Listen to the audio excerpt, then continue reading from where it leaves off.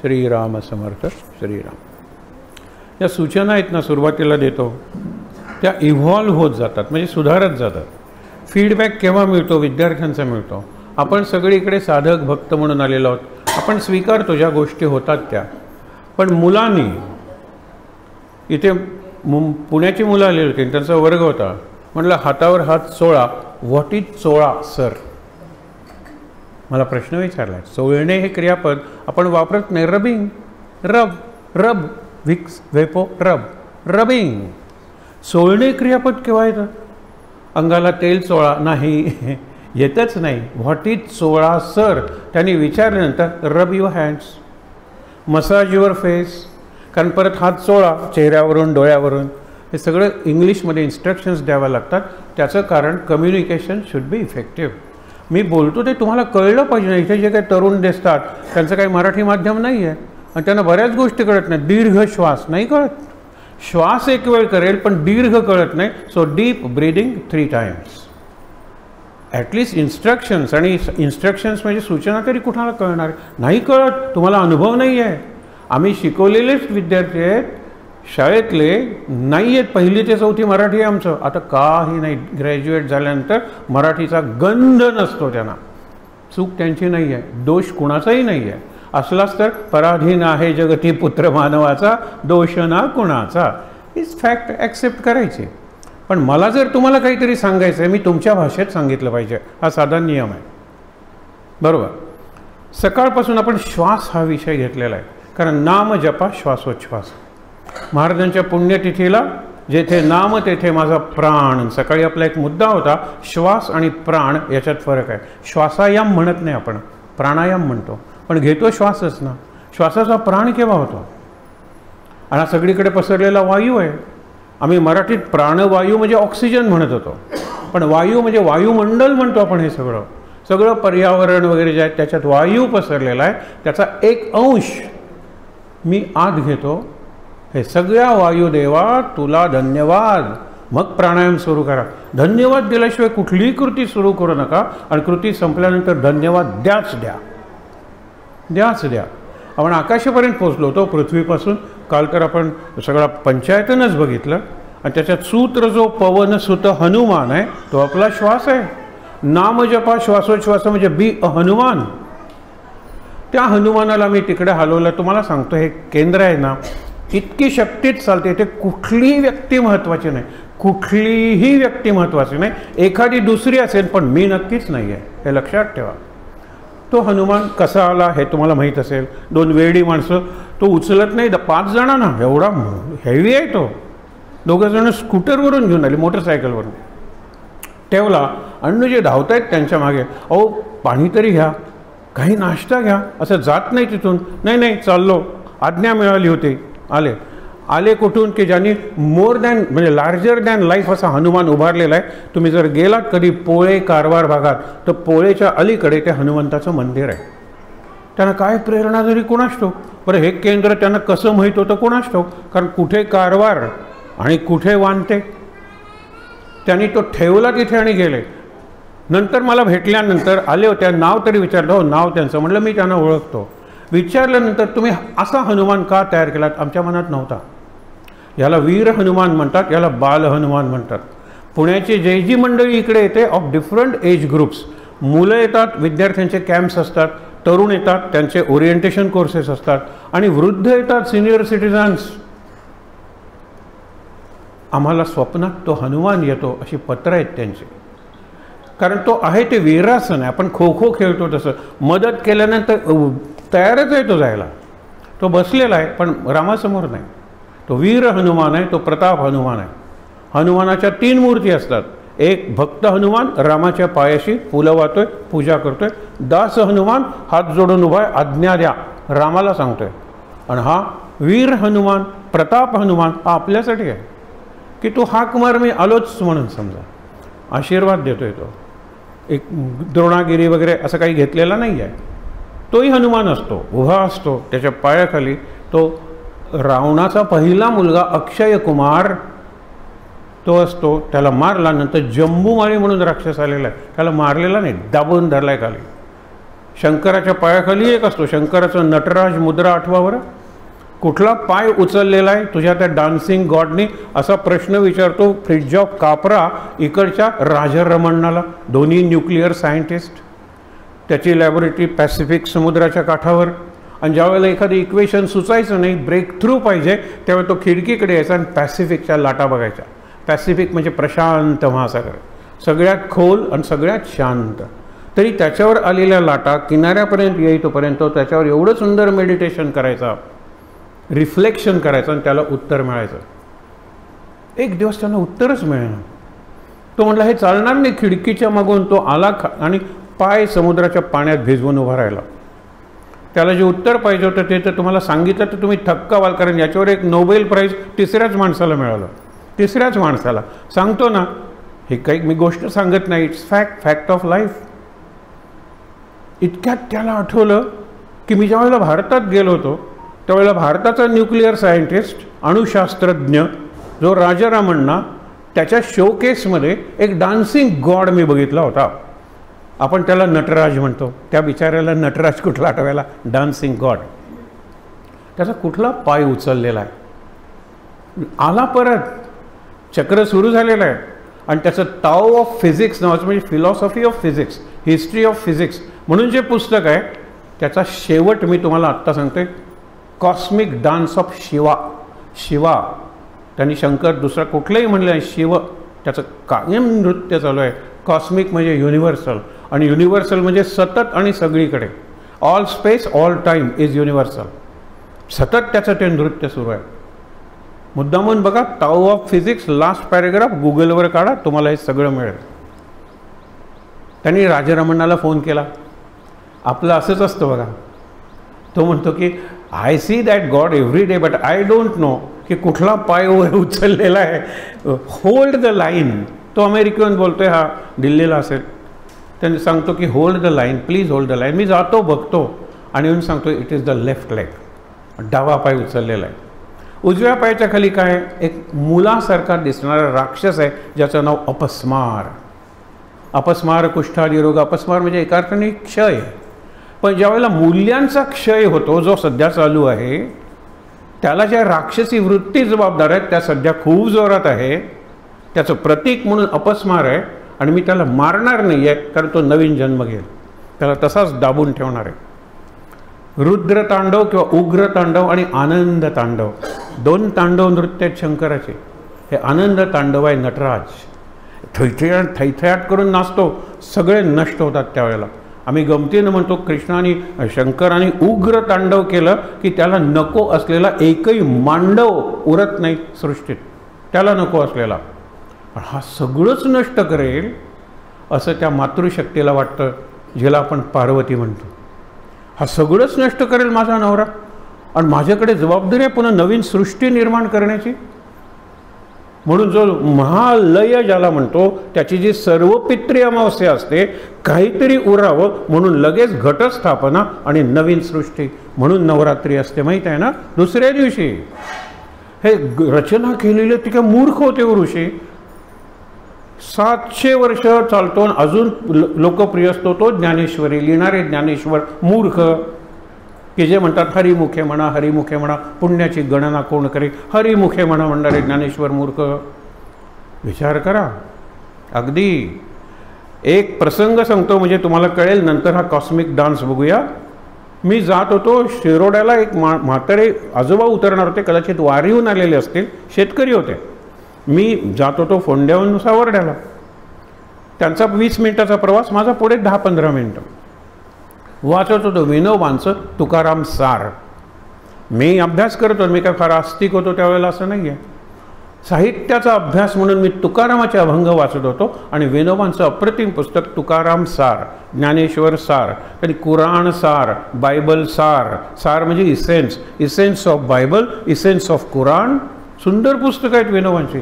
ते वाचत असताना त्याचं तो इतका त्याच्या डोकावून बघत होता. त्याचा जो फेटा होता त्याचे ते माझ्या नाकाला लागत होत्या. मी म्हटलं का आजोबा तुम्ही वाचा. नाही तुम्ही वाचा. म्हणजे तुम्ही वाचा. इतका लीन होऊन गेला त्याच्यात. तो कंडक्टर ओरडला, शिरोडा शिरोडा शिरोडा. मग तो जागा झाला. मला पुस्तक द्यायला लागला. म्हणलं हे पुस्तक तुम्ही तुमच्याकडे ठेवा, मी पुन्हा नवीन पुस्तक विकत घेऊ शकतो. उठताना त्याने जे एक वाक्य सांगितलं, माझी त्यावेळेला महाराज वगैरे नव्हते माझ्या जीवनात. विचार करा. अशा वेळेला तो म्हणतो की तुम्ही अभ्यास करणारी मंडळी फक्त एकच प्रश्न स्वतःला विचारून उत्तर द्या. That was the turning point. आपण ज्ञानेश्वरांपेक्षा जास्त ज्ञानी आहोत का आणि समर्थांपेक्षा जास्त समर्थ आहोत का? जर समर्थ रामदासांपेक्षा समर्थ असाल तर रामदासांना लाथ मारा. जर तुम्ही ज्ञानेश्वरांपेक्षा ज्ञानी असाल तर ज्ञानेश्वरीकडे बघू सुद्धा नका, टीका करा त्याच्यावर. ज्ञानेश्वरी वाचा आणि मग कळेल तो केवढा ज्ञानराज आहे. तुम्ही समर्थांचा दासबोध वाचा, म्हणजे समर्थांचं सामर्थ्य काय होतं हे तुमच्या लक्षात येईल. Turning point. अरे न वाचताच आम्ही टीका करत होतो. सध्या तुमची व्हॉट्सॲप युनिव्हर्सिटी आहे ना, गांधीजी असे नेहरूत असे. अरे मूर्ख आहेत ती मंडळी. 10 पानं वाचा मग आपण बोलूया. मला आमच्या घरातली तरुण मंडळी काय कमी आहेत काय? म्हटलं नो व्हॉट्सॲप युनिव्हर्सिटी आणि ते फेसबुक वगैरे ते नकोच. तुम्ही 10 पानं वाचा. मी तुम्हाला पुस्तक देतो. एकाला मी पुस्तक दिलेलं आहे, एक्सपेरिमेंट्स विथ, आपण म्हणतात ना, माझ्या जीवनावरती सत्याशी केलेले प्रयोग, experiments with truth, a story of my life bye Mahatma Gandhiji. त्यांच्या इतकं सुंदर इंग्लिश लिहिणारी व्यक्ती नाही, हे माहीत आहे तुम्हाला? नाही. तुम्हाला ती निराळीत चित्र, हिच्या खांद्यावर हात ठेवले, तिच्या खांद्यावर नेहरू म्हणले की फक्त तुम्हाला लेडी माउंटबॅटन दाखवायची. वाचलेत तुम्ही ग्लिम्सेस ऑफ वर्ल्ड हिस्ट्री? तुरुंगात असताना आपल्या मुलीला इंदिरा गांधींना पत्र लिहिलीत त्यांनी. आणि जगाचा इतिहास, प्रत्येक इतिहासकाराचं म्हणून स्लांट असतोच की, म्हणजे त्याचा बायस असतो. म्हणजे ब्रिटिश म्हणत होते it was mutiny of 1857. Savarkar म्हणत होते ते स्वातंत्र्य युद्धाचं पहिलं ठिणगी होती ते. First war of independence 1857, queen of झाशी. बरोबर, लक्षात घ्या. दृष्टिकोनात फरक आहे. नेहरूंच्या त्या ह्याच्यावर तुम्ही टीका काय आहे बघा. त्यांनी तुरुंगात राहून असलेल्या रेफरन्सेसवरून पुस्तक लिहिलेलं आहे, discovery of India and glimpses of world history. जगाच्या इतिहासाच्या फक्त तुम्हाला झलकिया दाखवल्यात त्याने. त्यांचा असा दावा नाही आहे मी नेहरूंचा भक्त नाही, मी गांधींचा भक्त नाही, मी जीवनाचा भक्त आहे, मी ज्ञानाचा भक्त आहे आणि मी महाराजांचा भक्त आहेच आहेच आहेच. वाचूया ना, मग मत बनवा. I read for Gandhiji, read I read against Gandhiji. सध्या व्हॉट्सअप अगेन्स्ट गांधीजी, अगेन्स्ट. तुम्ही तसं करू नका. Read original Gandhi, original Jawaharlal Nehru. प्रत्येकाचं डार्क झोन असतं. आता वाल्मिकींचं डार्क झोन म्हणजे वाल्या, डार्क झोन आहे तो. तुम्ही वाल्याच करत राहिलं तर वाल्मिकी काय समजणार आहे तुम्हाला? आणि वाल्मिकी समजला तर रामायण काय समज? रामायणात नाही, रावण नायक करा ना तुम्ही. आम्ही कशालाही विरोध नाही, पण रामायण वाच रे बाबा. कुठले तरी लेख वाचायचे, रावण इज द हिरो. बरोबर आहे, असू शकतो. कारण आमचं वाक्यच आहे, जो रामात आहे तोच रावणात आहे. हे ज्याला कळलं त्यालाच रामायणातला रा कळला. सगळीकडे तोच आहे, ही दृष्टी आहे. म्हणून हे तुम्ही तरुणात म्हणून तुम्हाला सांगतो, वाचा original books, which are available. E books आहेत सगळी. म्हणून सांगत होतो तुम्हाला, मुद्दा सांगत होतो, हा जो फ्रिज ऑफ कापर आहे विनोबांचं पुस्तक, that was the turning point. ज्ञानेश्वरांपेक्षा मी ज्ञानी आहे, मी ज्ञानेश्वरी खड्ड्यात गेली म्हणतो. समर्थांपेक्षा मी समर्थ आहे. आणि तुकारामाबद्दल तर विचारूच नका. संत सूर्य तुकाराम, ज्याच्यापेक्षा वरचं मला काही बोलता येत नाही. एवढं पुस्तक लिहिलेलं आहे. अध्यात्मदर्शन, दर्शन इज फिलॉसॉफी. सगळ्या फिलॉसॉफीचा अभ्यास करणारे head of the philosophy department कॉलेजचे होते बाबा बेलसरे. शेवटचा फोटो आहे बाबा बेलसरेंची विरासत म्हणजे हे केंद्र. त्यांनी जे केलं ते आम्ही इथे करायचा प्रयत्न करतो, त्यांनी जे केलं नाही ते आम्ही करत नाही. साधं उत्तर आहे. म्हणून तुम्हाला सांगतो की त्या बाबा बेलसरेंनी एवढं पुस्तक लिहिलं. सगळी दर्शनं, षडदर्शनं म्हणतात, 6 स्कूल्स ऑफ फिलॉसॉफी, त्या सगळ्याचा अभ्यास केला. आणि अध्यात्म हे सुद्धा एक दर्शन लिहिलं. आणि नंतर एवढा मोठा ग्रंथ आहे, आम्ही कोणालाही वाचायला सांगत नाही कारण अवघड आहे. शेवटी म्हणतात इतकं कशाला, तुकाराम वाचा म्हणून 10 पानांचं तुकारामाचं चरित्र आहे. इतकं अप्रतिम चरित्र नाही.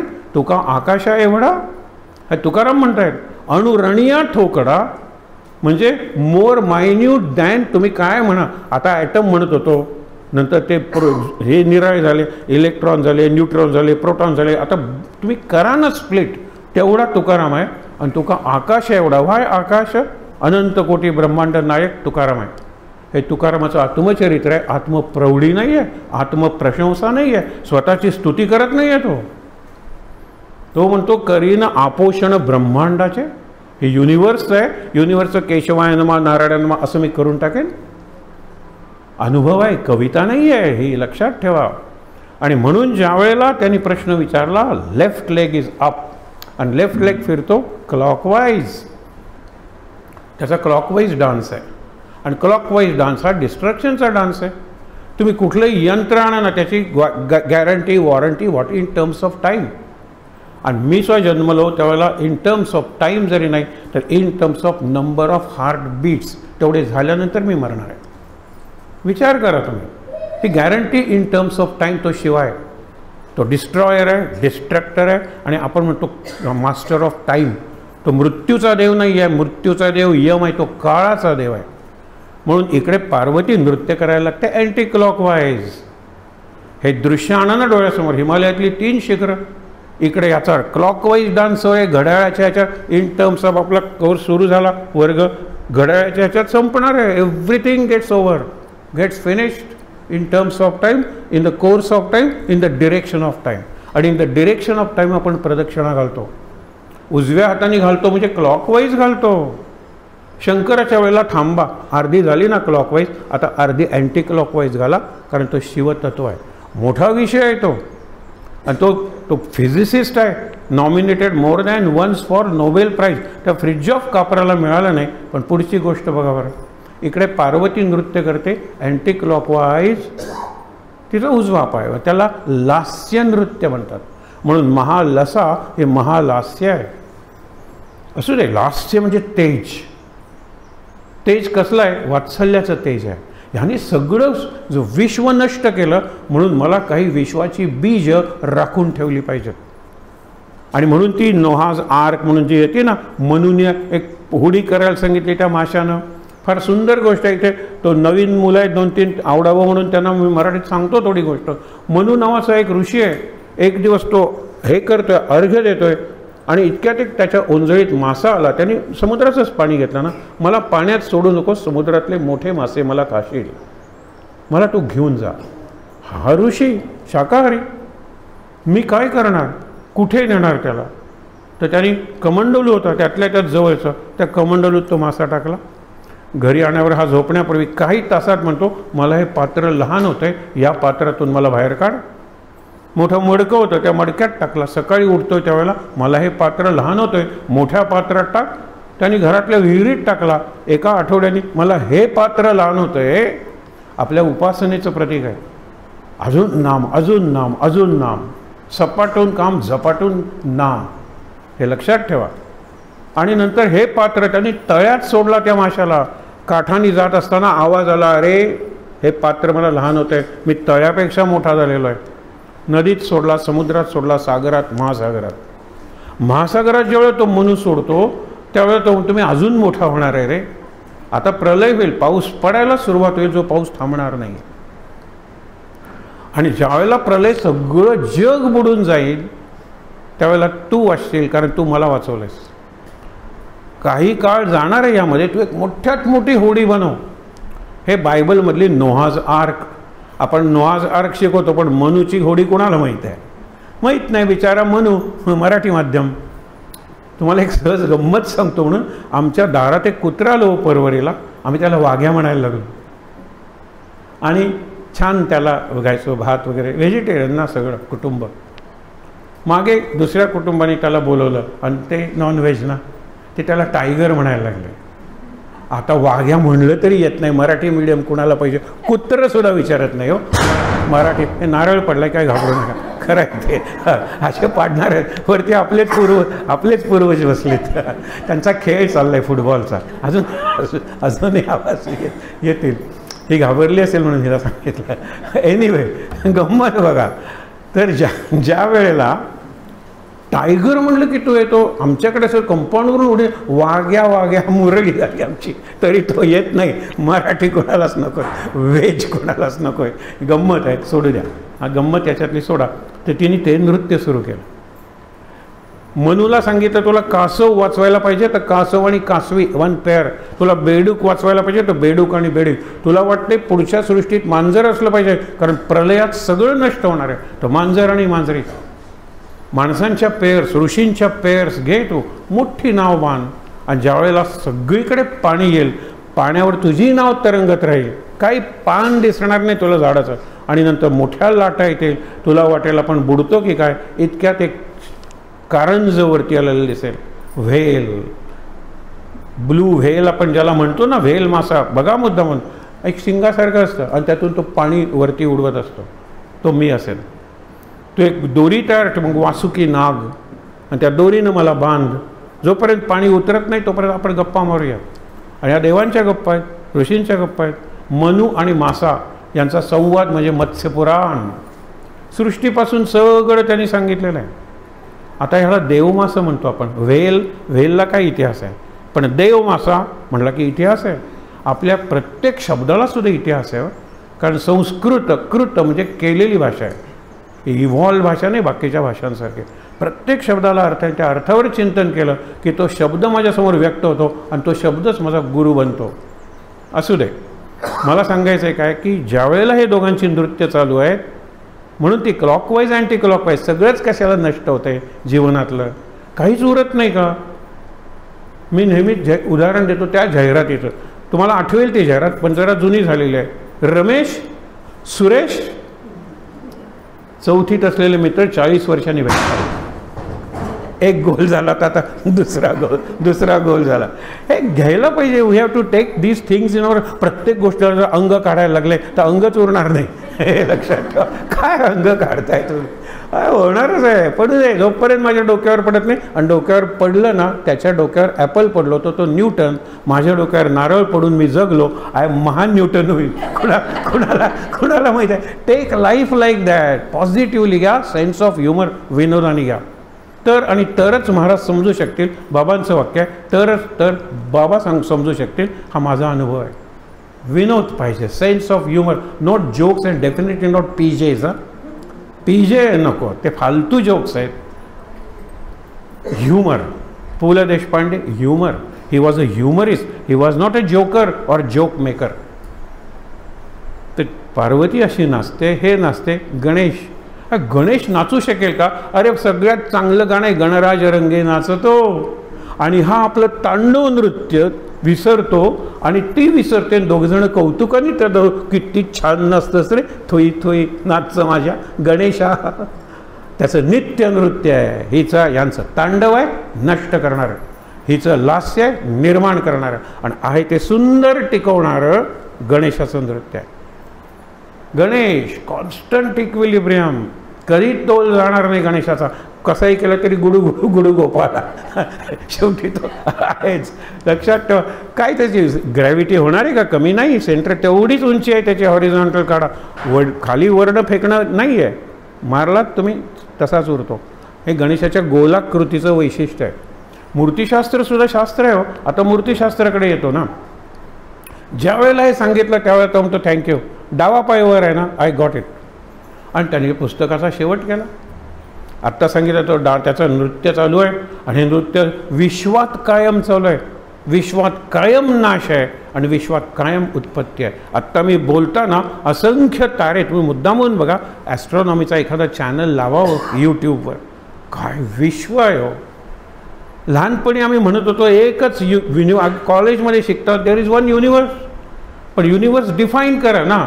मग अशा डेफिनेशन फुलफिल करतील या व्याख्येप्रमाणे अनंत आहेत. आणि मग आम्हाला आमचे पूर्वज आठवतात जे घोषणा करतात अनंत कोटी ब्रह्मांड नायक गुरुदेव. मग कुठले टागोर असतील, रानडे असतील, बाबा बेलसरे असतील, महाराज असतील, साईबाबा असतील, स्वामी समर्थ असतील, पण अनंत कोटी ब्रह्मांड नायक. हे अनंत कोटी ब्रह्मांड कन्सेप्ट ऑफ मल्टी युनिवर्स और मल्टीवर्स आपण लेटेस्ट म्हणतो, फार पूर्वीपासून आलेलं आहे. आणि खरंच अनंत कोटी आहेत. बघा फक्त ते पणजीला सायन्स सेंटर आहे मिरामारच्या समोर, जा ना आणि फक्त बघा, विसरून जा मी हा आहे, मी तेवढा आहे, मी हे केलं आहे, माझी बुद्धी एवढी खड्ड्यात.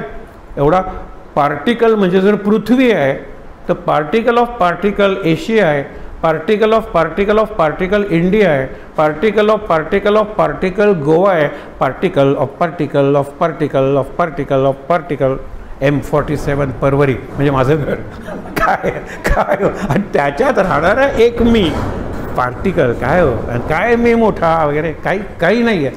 बघा, भव्यतेकडे ज्या वेळेला बघाल ना त्यावेळेला आपली क्षुद्रता, आपली तुच्छता नव्हे, आपली अल्पता जाणवेल.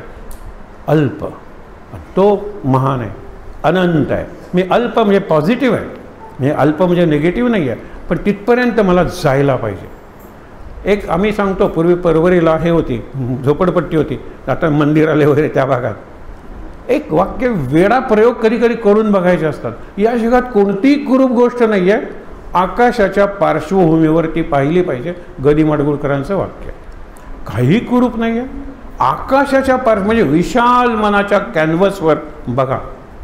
सहज तुम्हाला सांगतो, झोपडपट्टी म्हणजे किती कुरूप दिसत होते त्यावेळेला. चंद्र होता, पौर्णिमेचा आकाश होतं, नुसतं जमिनीवर बसलो, ग्राउंड होतं तिथे, आणि ती झोपडपट्टी बघितली, काय सुंदर दिसत होती. तुम्ही आता जाताना बघा, एखादा आंब्याचं झाड, एखादं वडाचं झाड, काही कुरूप दिसतो. वडाचं झाड तर गुडूप, सूर्यकिरणसुद्धा दिसत नाही. आणि आता पान नसलेलं झाड बघा, त्याच्यातून सगळं आकाश कापलेलं असतं, सगळ्यात सुंदर दिसतो निष्पर्ण वृक्ष. जितकं आकाश कापलं जाईल, माझ्यातून जेवढं अवकाश स्पेस जाईल ना तेवढं मी महान आहे हो. आपण स्पेसच ठेवत नाही, सगळं गच्च, घर फर्निचरने गच्च, लॉकर्स वगैरे याने गच्च, कशाला सांगायला पाहिजे. आणि हे कशाने गच्च, बापरे भयंकर गच्चच गच्च, रिकामं काहीच नाही आहे. ते म्हणतायत ना, तुझ्या घरात यायचं म्हटलं, मी अंगणात थांबलो रे, पण घरात यायला जागा नाही आहे, म्हणून म्हटलं तुझ्या मनात जाऊ द्या, घर बरं पण मन नको. इतका चिखल आहे आत सगळा. श्वास सांभाळा, take care of your breath and breathing. Pranayama वगैरे ह्या नंतरच्या गोष्टी आहेत, त्या शरीराच्या अंगाने जातात. योग म्हणजे तन आणि मन. आपण मन विसरलेलं होतं, तनावर संस्कार करतो, वाईट नाहीत, पण हा पूर्वार्ध आहे हो, उत्तरार्ध जास्त महत्त्वाचा आहे. उत्तरार्धामध्ये क्लायमॅक्स असतो, मनच विसरलो आहे. पतंजलीची योगसूत्र मोठे चांगलं सांगतात, सगळं स्वतः केलेला असतो योग. अरे पण त्यांना म्हणतो, ह्या 3 सूत्रांचं काय, तस्य वाचक हा प्रणवा, तत् जपा, तन त्या सांगेत भावार्थ, अर्थ, भाव आणि अर्थ, तत् जपा.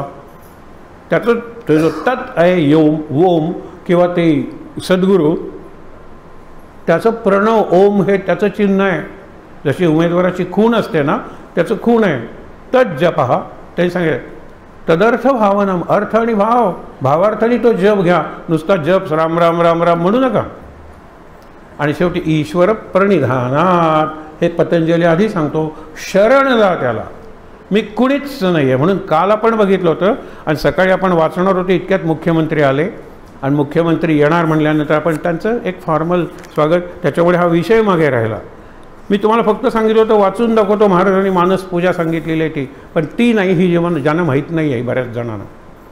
सकाळी लवकर उठावे, भगवंताचे स्मरण करावे. आपण सांगितलं ना, गणपती, पशुपती, श्रीपती, गभस्ती म्हणजे सूर्य, मारुती आणि शक्ती यांचं स्मरण करा. आणि केलं नाही तर जीवनाची माती नक्कीच आहे, आणि केलं कृतज्ञ स्मरण तर जीवनाची ज्योती नक्की आहे. ज्योती आकाशगामिनी आहे, फ्लेमला तुम्हाला तो वजन नाही आहे. या पृथ्वीच्या पाठीवर वजन नसलेली वस्तू म्हणजे दिव्याची ज्योती. दिव्याची वात नाही, वातीला वजन आहे.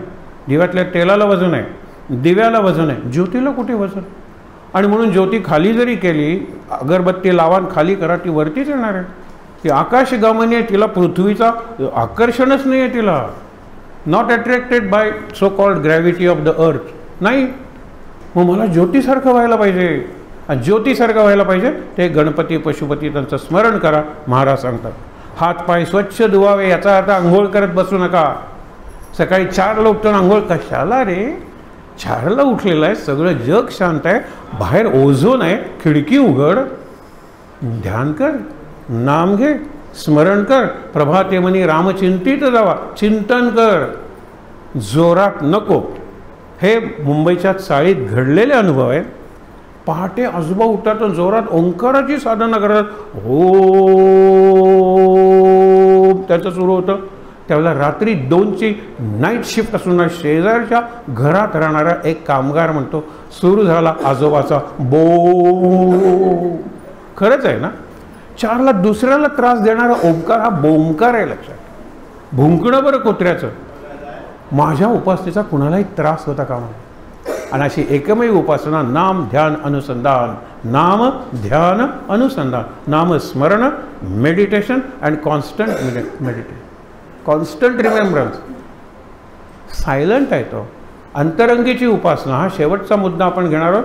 श्वास, नाम जपा, श्वासोच्छ्वास. पुढे हृदयात ठेवाचे रामाचे ठाण.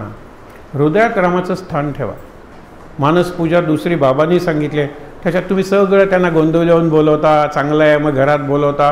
हे उपचार जेवढे कमी कराल तितके चांगले. हा हल्ली काय टी व्हीवरून मला एकाने सांगितलं, ऐका ती. बापरे म्हणलं नको. बाजारात गेले, वांगी आणली. महाराजांना वांगी भात आवडत होता. वांगी धुतली. काय सुंदर वांगी चिरली. श्रीराम जय राम जय जय राम. कशाला मानसपूजा? मानसपूजेचा प्रपंच कशाला वाढवायचा? महाराज काय सांगतात, आंघोळ करू नका, देवघरातही जाऊ नका. कारण तुम्ही 10 बाय 12च्या याच्यात जर 5-6 माणसं असाल एका खोलीत तर कोणावर तरी पाय ठेवणार आहात. कशाला बाबा लवकर उठतात. किंवा आज चहा करायला जाणार आहात, टन टन एक भांडं पडलं, बायको म्हणणार पुढची करणार नाही मी वटसावित्री. कुणाला पाहिजे असला नवरा 7 जन्म. कल्पना करा ना. अहो माझी उपासना कळता कामा नये. कळता कामा नये की माझं नाम चालू आहे, माझं ध्यान चालू आहे, माझं अनुसंधान चालू आहे. तिसरा गोल. काय घाबरू नका. आता मधला वेळ झालेला आहे. आता कळेल कोण जिंकणार आहे ते. हां. हृदयात ठेवावे रामाचे ठाण, षोडशोपचारे करावे पूजन हृदयात. बाबांचा प्रश्न काय माहिती ना. तुम्ही गोंधळल्यावर महाराजांना बोलवलं, ठीक आहे. घरात आणलं, ठीक आहे, वाईट नाही. आंघोळ वगैरे घातलीत, पुसलत वगैरे, ठीक आहे. महाराजांचं आवाहन, पूजन, विसर्जन. विसर्जन करायला महाराज गोंधळल्याला पोचवले, उद्या यायचं. हो. अरे कशाला गोंधळल्याला पोचवता? घरात आलेत तर हृदयातच विसर्जन करा ना. अरे रोज विसर्जन करा. आणि ते गणपतीच आहे. महाराज या पूजा केलेल्या आता माझ्या हृदयातच राहा. मुलांना प्रश्न विचारला होता. मी मुलांना म्हणतो माझ्या मुलांवर खूप विश्वास आहे. आणि इथे निरनिराळ्या राज्यातून मुलं येतात 60-60 आणि आठवड्यावर त्यांचा कोर्स असतो. गोव्यातल्या शाळा येत नाहीत, हे लक्षात ठेवा. कारण 7 दिवस काही चांगलं ऐकायचं, बापरे त्याच्यापेक्षा काय सुंदर आहे, टँग टँग. हे गंमत आहे. पण ते प्रश्न विचारतात मुलं. जिवंत आहेत मुलं. त्यांचा प्रश्न आहे. मी विचारलं की हृदयात विसर्जन करायचं. विसर्जन करायचं ते माझ्याकडे बघणारे महाराज का बाहेर बघणारे महाराज? महाराजांना असं ठेवायचं हृदयात का असं ठेवायचं? मुलांनी विचारला. तुम्हाला तुमच्या कृती सुधारण्यासाठी मुलांचं 9वीच्या उत्तर आहे. डोंबिवलीची मुलं होती. तुमची कृती सुधारायची आहे का? तर महाराज असे ठेवा. पण तुमच्या कृतीला साक्षी पाहिजेत का? तर महाराज असे ठेवा. बरोबर. मी काय कृती करतोय, जग काय माझ्याकडे बघतंय, लोक मला काय, हे तर बाहेर ठेवा. Up to you. पण विसर्जन हृदयातच. आणि हृदयाकाश म्हणून आहे. आम्ही लोकांना नेहमी सांगतो हृदयाचा एक्सरे बघा. हृदय डावीकडे वळलेलं आहे. There is microspace. त्याला हृदयाचा गाभारा किंवा हृदयाकाश म्हणतात. या हृदयाच्या गाभाऱ्यात एक चौरंग ठेवा. तो आहेच ना. आपल्या हृदयाला 4 आहे. आपण कर्णिका यवनिका म्हणतो ना, शब्द आहेत त्याला, व्हेंट्रिकल वगैरे, ऑरिकल. नको ना ते. हृदय चौफाळू ना आपुले. चौरंग बनवा हृदयाचा. 4 चेंबर्स आहेतच. त्यावरी वैसवी सद्गुरूंची पाऊले. बस झाली पूजा. मी जाईन तिथे, माझे सद्गुरू आहेत. मी हृदय घेऊनच जाणार आहे ना. लक्षात ठेवा. सद्गुरू माझ्याबरोबर येणार आहे. मला इकडे जायची गरज नाही, तिकडे जायची गरज नाही. बापरे ते चुकलं नाही, काही नाही. जिथे मी तिथे माझे सद्गुरू. हृदय चौफाळून आपुले, त्यावरी वैसवी सद्गुरूंची पाऊले. ज्ञानेश्वर म्हणतात. विचार करा. सद्गुरूंची पाऊले हृदयी धरून आनंदे भरीन तिन्ही लोक. असं ज्ञानेश्वर कधी म्हणत नाहीत स्वतःबद्दल. तिन्ही लोक आनंदाने भरून टाकीन जर माझ्या हृदयात सद्गुरूंची पावलं असतील तर. पादुका. माझं हृदयी सद्गुरू. तेने सांगितलं ना की हा जो तैरून नेलेला आहे, काय केलं? संसार पुरू. तेने तारीला संसार पुरू म्हणून विशेषे अत्यादरू विवेकावरे. माझ्या आत माझे गुरु आहेत. गुरुचं स्वरूप काय? विवेक, विजडम, डिस्क्रिमिनेशन, राईट काय, रॉंग काय, योग्य काय, अयोग्य काय, साधक काय, बाधक काय, तारक काय, मारक काय. चौथीतल्या मुलाला कळतं हो, आपल्याला कळत नाही म्हणता की काय. चौथीतल्या मुलाला परीक्षा जवळ लिहिलं काय करायचं काय करायचं नाही. हो, पोरगं सांगतं योग्य काय अयोग्य. हा विवेक आहे ना, तो माझा सद्गुरू आहे, पण माझ्या हृदयात आहे. हृदयात जर स्थापना केली सद्गुरूंची तर जयंती झाली. जयंती हृदयाची पाळण्यात सोपं आहे. मग पाळणा काय सजवलं आहे हो, एक घे सेल्फी टाकूया, सगळं बाहेर टाकूया. फॉरवर्डिंग, सेंडिंग, आत ज्याला इन्स्टिलिंग म्हणतात, कल्टिवेटिंग म्हणतात, सीडिंग म्हणतात, सोईंग म्हणतात. आत काहीतरी पेरूया, आत काहीतरी रुजवूया. बघा ना, नाही पाठवूया बाहेरच्या बाहेर, बाहेरच्या बाहेर. हा पाळण्यात जन्मणार आहेत महाराज. तो आतला नारळ वगैरे तो म्हणजे महाराज आहेत, प्रतीक आहेत. इथे जन्मले पाहिजेत महाराज, जे जन्मत राहतील प्रत्येक श्वासाबद्दल. नामजपा श्वासोच्छ्वास, नामजपा श्वासोच्छ्वास. श्वास जसा नवीन आहे तसे महाराज आणि नाम नवीन राहिले पाहिजेत, तरच चैतन्य या शब्दाला अर्थ आहे. नाविन्य ही पहिली पायरी आहे, चैतन्य ही शेवटची आहे. नाविन्यच नाही माझ्या जीवनात, तेच तेच तेच तेच तेच तेच. म्हणून विंदाकरांची कविता आहे, ती वाचताना सुद्धा आमचे शिक्षक असे करायचे. खरंच आहे ते, तेच तेच तेच तेच. आजचं दूध, उद्याचं दही, उद्याचं दही, परवाचं ताक, परवाचं ताक, पुढच्या दिवसाचं लोणी, नंतर तूप, नंतर तूप तूप तूप तूप तूप तूप तूप तूप. कविता कविता. हे कुणी बनवलं असं जीवन हो? मी बनवलंय माझं जीवन. अरे मला ते दूध मीठ टाकून नासवून त्याचं चायोबियो करता येतं ना. दूध फाडून त्याचे रसगुल्ले बनवता येतात ना, का नाही बनवायचे? खरंच कळत नाही. नेहमी म्हणायचं पहिला अर्धा भरला आहे, अर्धा सरला आहे. सरला आहे म्हणायचं का भरला आहे म्हणायचं, तुम्हीच ठरवा कसं जगायचं. अरे पण पहिला पाण्याने अर्धा भरलेला आहे आणि हवेनं अर्धा भरलेला आहे, आणि हवा मला 2 मिनटं मिळाली तर मरतो, पाण्याशिवाय मी 2 दिवस जगू शकतो. पहिला रिकामा नाहीच आहे. हे पॉझिटिव्ह थिंकिंग आहे, पॉझिटिव्ह लिव्हिंग आहे. अर्धा पेला हवेनं भरलेला आहे. आणि कुणीही सांगेल हवा 2 मिनटं मिळाली नाही की मरतो, पाणी 2 दिवस नाही, मी एकदम डिहायड्रेशननं मरत नाही, अन्न 20 दिवस मिळाले तर आमचे मरत नाहीत लोक. विचार करूया आपण. सगळीकडे परमेश्वर भरलेला आहे, सगळीकडे सद्गुरू भरलेले आहेत. पुढे काय सांगतात लक्षात ठेवा, शेवटी करावी प्रार्थना, मनाने प्रसाद घ्यावा जाणं. आपण प्रसादावर बोलणार होतो, थोडक्या वेळात बोलूया. प्रसादाचं एक सुंदर उदाहरण देतो की ज्यावेळेला समुद्राची वाफ होते, समुद्राला कळते का वाफ काय आवाज करत म्हणते किंवा बाय समुद्रा? नाही. मग समुद्र म्हणतो हाय वाफे, काय तू निघाली? कळत नाही आहे वाफेला आपण बनतोय, कळत नाही समुद्राला, कळत नाही सूर्याला की आपल्या उष्णतेमुळे वाफ होते. कळेल का? मग यांच्या दूध ओतू जाते हे सूर्याला काही नाही, सूर्य आहे, तुम्ही मॅनेज करा युअर अफेअर्स.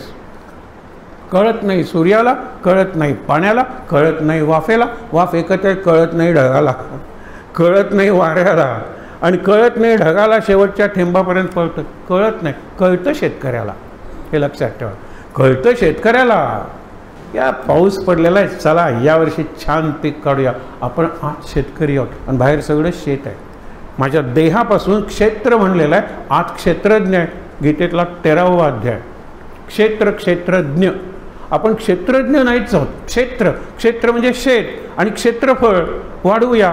पहिल्यांदा किती होतं? 50. आता इथे तुम्ही स्क्वेअर फूटवाले आहात ना, 500 स्क्वेअर फुटाचं घर होतं, आता 5000 स्क्वेअर फुटाचं झालं. मी सुद्धा 5 फुटाचं होतो, आता 15 फुटाचं झालो. क्षेत्रफळ वाढवतो. लेंथ अँड ब्रेड्थ, डेप्थ नाही, हाईट नाही. आम्ही नेहमीच म्हणतो लेंथ अँड ब्रेड्थ ते तुझं सो कॉल्ड कर्तृत्व. 10 वेळा बसला त्याशिवाय SSC झाला नाही, मास्टरी केली अभ्यासावर. अरे 10 वर्ष मास्टरी कर, आणि तुमची मुलगी पहिल्याच आठवड्यात BSc झाली, आमचा SSC 10 वेळा बसून झाला. नको आम्हाला ही मुलगी. त्याला मुलगी म्हणते मला हा दगड नको.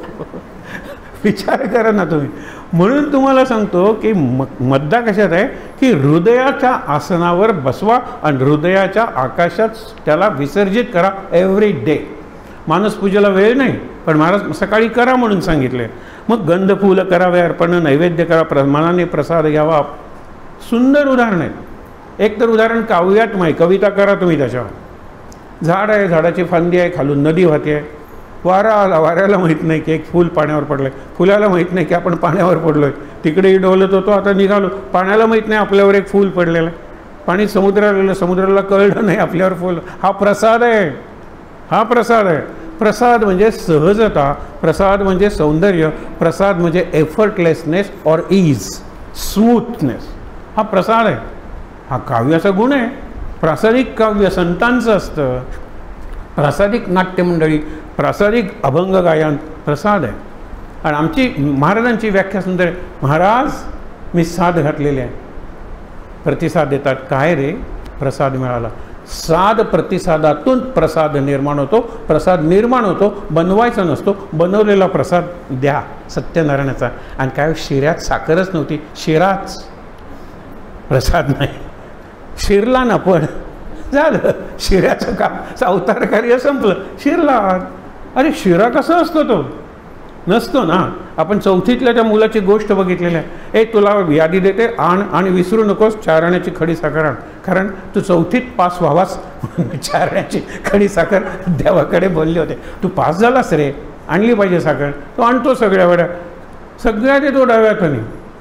याच्यात खडी साखराची कुठली येते बघ. हां, नंतर दाखव नैवेद्य. नैवेद्य दाखवलं, आई म्हणते आता प्रसाद घे, डावा हात पुढे करतो, उजव्या हाताने प्रसाद घ्यायचा. तो प्रश्न विचारतो, आत्ता मी डाव्या हाताने तुला पुडी दिली ना? हो, ती वाण्याच्या दुकानातून आणली होतीस. आता प्रसाद देवाच्याकडून आलेला आहे, काहीच फरक नाही वाणी आणि देवात. देवाकडून आणलास त्यावेळेला ती खडी साखर होती, देवाकडून आला त्यावेळेला ती प्रसाद बनलेली होती. तुझा भाव बदलला पाहिजे. विवेकानंदांचा प्रसंग आहे. एक आई येते बिचारी, वडील गेलेले आहेत, कलकत्त्याची गोष्ट. मुलाला घेऊन येते कलकत्त्याच्या दुसऱ्या टोकाला गंगेच्या दक्षिणेश्वर. याला सांगावं काय? याचा उद्या गणिताचा पेपर आहे, गणिताचा चांगला आहे, म्हणतो परीक्षेला बसणार नाही. I will go blank in the examination hall. काही आठवणार नाही मला, मी बसणार नाही. काहीतरी सांगा याला, परीक्षेला बसू दे, तयारी चांगली आहे. त्यावेळेला ते म्हणाले की ठीक आहे. का रे तू आईने माझ्याकडे आणलंस? नाही नाही, you are a Holy man, तुम्ही पवित्र माणूस आहात. तू पवित्र मानतोस का? हो, इतके जण मानतास म्हणून मी मानतो. त्याने विवेकानंद, नरेन जरा आण रे तो अंगारा कालीमातेचा. मला तू मोठा का म्हणतोस? नाही, तुम्ही कालीमातेची पूजा करतो म्हणून. कालीमातेला मोठी का म्हणतोस? नाही, कालीमाता मोठी आहे म्हणून. अंगारा आणला, लावला, मारलं पाठीवर, चल जा गणिताच्या पेपराला. दुसऱ्या दिवशी हसत आले दोघं जण, मला 100% मार्क्स पडतील. तयारी होती हो 100पैकी 100 मार्कांची, पण कुठेतरी ब्लॉक निर्माण झाला होता मनात, मेंटल ब्लॉक. तो त्याला परीक्षेलाच बसू देत नव्हता. तो गेल्यानंतर ते म्हणाले, विवेकानंद रामकृष्णांना तुम्ही अंधश्रद्धा वाढवताय. आता तोच संवाद नरेंद्रसमोर विवेकानंद असे घडत होते.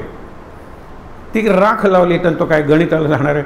ते म्हणाले, राख लावल्याने गणिताचा पेपर सोपा जात नाही, हे न समजणे इतका मूर्ख असतो. तर तुझ्यासारखा ज्ञानी माझ्याकडे येतो कशाला? मला नमस्कार करतो कशाला? माझ्याकडून मार्गदर्शन घेतो कशाला? म्हणजे मला काहीतरी अक्कल आहे की नाही? मलाही माहिती आहे मी लावलेला जो अंगार आहे त्याचा गणिताशी काही संबंध नाही, पण मी लावलेला आहे. मी कोण? आई पवित्र मानते, तो मी कोणाला पवित्र म्हणतो? काली. त्या कालीचा अंगार आहे. तो आल्यानंतर त्याच्यातला कॉन्फिडन्स जागा झाला. हेच गुरु करतात. गुरु प्रपंचातली कामं सुधारत नाहीत. जमलं तरी तुम्हाला मर्यादेत ठेवतात, जमलं नाही तरी दुःख येऊन देत नाहीत. नाहीतर आपला प्रवास असा असतो, म्हणजे जमलं तर उडला, नाही तर बुडला. म्हणजे म्हटलं ना, उडाला तर पक्षी, बुडाला तर बेडूक, असं आपलं जीवन आहे. नाही, करू नका तसं. आता पुढे संपली की महाराजांची, पुढे सांगतात महाराज काय ते लक्षात ठेवा. शेवटी करावी प्रार्थना एक. पहिलेच काही वाचतो, काल आपण 3 शब्द बघितले होते. एक शरण, सर्वस्व समर्पण, अनन्य शरण आणि अखंड नामस्मरण. 3 विशेषण: अखंड स्मरण, अनन्य शरण, सर्वस्व समर्पण. बा झाली उपासना. याच्यात सगळं अध्यात्म येऊन गेलं. पाळणा हलवा, पण पाळणा हलवताना 3 शब्द म्हणा, ते अनन्य शरण, सर्वस्व. महाराज म्हणतात, सर्व कशाला मला देता, कशाला पाहिजे संसार? तुम्ही बघा, स्व द्या मला. स्व इज माय इगो, माय अहंकार. तो द्या ना, मग तुझं सर्व दिलं नाहीस तरी चालेल. आपण सर्व देतो पण स्व देत नाही. सांगतो काय, मी त्या देवळाला एवढी देणगी दिली, मी उरला ना. वाक्याची सुरुवात मी नाही झाली. बघा, एक गमतीदार प्रसंग सांगतो, घडलेला आहे. श्रावणी सोमवार, पहिला सोमवारी एक आजोबा येतात आणि सांगतात ही श्वेतनलिका. पहिल्यांदा मला कळला ही जी ट्यूब असते त्याला श्वेतनलिका म्हणतात. हे मला पहिल्यांदा तो शब्द कळला. ही श्वेतनलिका मंगेशाच्या चरणी अर्पण करतो. लावा मात्र हां. पुढच्या सोमवारी ती श्वेतनलिका कोपऱ्यात उभी. हे रागवले. तिथे होते माझ्या नात्यातलेच होते. त्यांना बोलवलं, रागवून विचारलं, ही श्वेतनलिका मंगेशाला अर्पण केलेली कोपऱ्यात का उभी आहे? ते म्हणाले, त्या श्वेतनलिकेवर तुम्ही 3 पिढ्यांची नावं लिहिलेली आहेत. यांच्या मुलाच्या या मुलानं ही श्वेतनलिका मंगेशाला समर्पण केली. इतकं लिहिल्यावर त्या श्वेतनलिकेतून प्रकाश बाहेर येईल का? खरंच आहे, इतकं लिहिलं होतं त्या ट्यूबवर, एवढं लिहिलं होतं. हे आजोबा, त्यांचा मुलगा, त्यांचा हा नातू, त्यांनी अत्यंत काय येतं मंगेशाला भीक लागली आहे आणि म्हणून ती श्वेतनलिका अर्पण केली. ते घ्या आणि निघून जा. हे इथेच चुकतं आपलं. स्व अर्पण करत नाही, सर्व अर्पण करायला निघालेलं. महाराज म्हणतात फक्त स्व अर्पण कर. Surrender your ego, that's all. That is total unconditional surrender. शरणागती म्हणजे पूर्ण शरणागती. हे महाराजांना पाहिजे. शेवटी प्रार्थना करावी, तुझं मी शरण देख, जे जे म्हटले मी माझे, ते रामा सर्व तुझे. आता न गुंतवा माझे मन, रामा मी आलो तुला शरण. फक्त तुला शरण आलेलो आहे. आणि शेवटी वासना न उठू दुज जाणं, नामामध्ये प्रेम पूर्ण भरपूर देई, सदा राहावे समाधान, जे तुझे कृपे वाचून नाही जाणं. अखंड ठेवा नामस्मरण अनुसंधान. ही मानसपूजा आहे सांगितलेली. मानसपूजा म्हणल्यानंतर खूप गोष्टी आठवतात. हा जो फोटो ज्या पुस्तकातला आहे त्या पुस्तकाचं नाव चित्रमाला. हा महाराजांचा फोटो आहे, बाकी सगळी महाराजांची चित्र आहेत, कल्पना चित्र आहेत. आणि तुम्ही म्हणाल की अरे काय आहे, तुम्हाला सांगतो, चित्र सार्वभौम हा शंकराचार्यांनी किताब दिला एका चित्रकाराला महाराष्ट्रातल्या. मुळगावकरांची चित्र आपल्याला माहीत आहेत. ते समर्थांचं चित्र मुळगावकरांचं आहे. ती चित्र त्यांनी सगळ्या देवतांची चित्र काढली, देवी देवतांची. ती घराघरात गेली. शंकराचार्य म्हणजे तुमच्यामुळे देव गोड आकर्षक स्वरूपात घरात गेले. लोकांना नमस्कार करावा असं वाटायला लागला. तुम्हाला मी एक देतो पदवी, चित्र सार्वभौम मुळगावकर. आता हा माझ्या मागे जो आहे महाराजांची प्रतिमा 95 सालची आहे किंवा 1995 कल्याण नावाच्या सांगलीच्या एका ह्याने अर्पण केलेली आहे. एक प्रसंग, ज्या वेळेला अर्पण केली त्यावेळेला पुण्यतिथीचा उत्सव चालू होता. एरवी महाराजांचा पूर्वीचा फोटो होता जो आता लोकांना ओळखतही नाही, नवीन लोकांना. हे महाराज, कारण निराळाच हुलिया करून टाकला. जो चांगला असेल ते ठेवलं होतं. महाराज बाबांचे जे प्रवचन व्हायची तिथे प्लॅटफॉर्मवर ठेवलेलं होतं, स्टेजवर. बाबा उठले पहाटे. त्यावेळेला आमच्यातले एक तिथे होते, बघत होते, आबा कुबल नावाचे. त्यांनी सांगितलेली कथा आहे. बाबा आले आणि बघत राहिले. महाराज असेच दिसत असतील, नाही स्वतःशी बोलले, ते याने ऐकलं. आणि ते नंतर वाक्य एवढं झालं की हे चित्र करून बाकीची चित्र फेज आउट ज्याला म्हणतात ना, जसं गाडीचं मॉडेल फेजिंग आउट करतात तसं सगळी चित्र गेली. हेच चित्र महाराजांचं उरलं. मग लॉकेटवर असू दे किंवा मोठं असू दे, हे चित्र महाराजांचं. आणि हे चांगलं आहे, काढणारं कल्याण आहे. त्यांनी अनेकांचं कल्याण केलं. 1995 म्हणजे फार मोठी नाही आहे, फार पूर्वीची गोष्ट नाही आहे.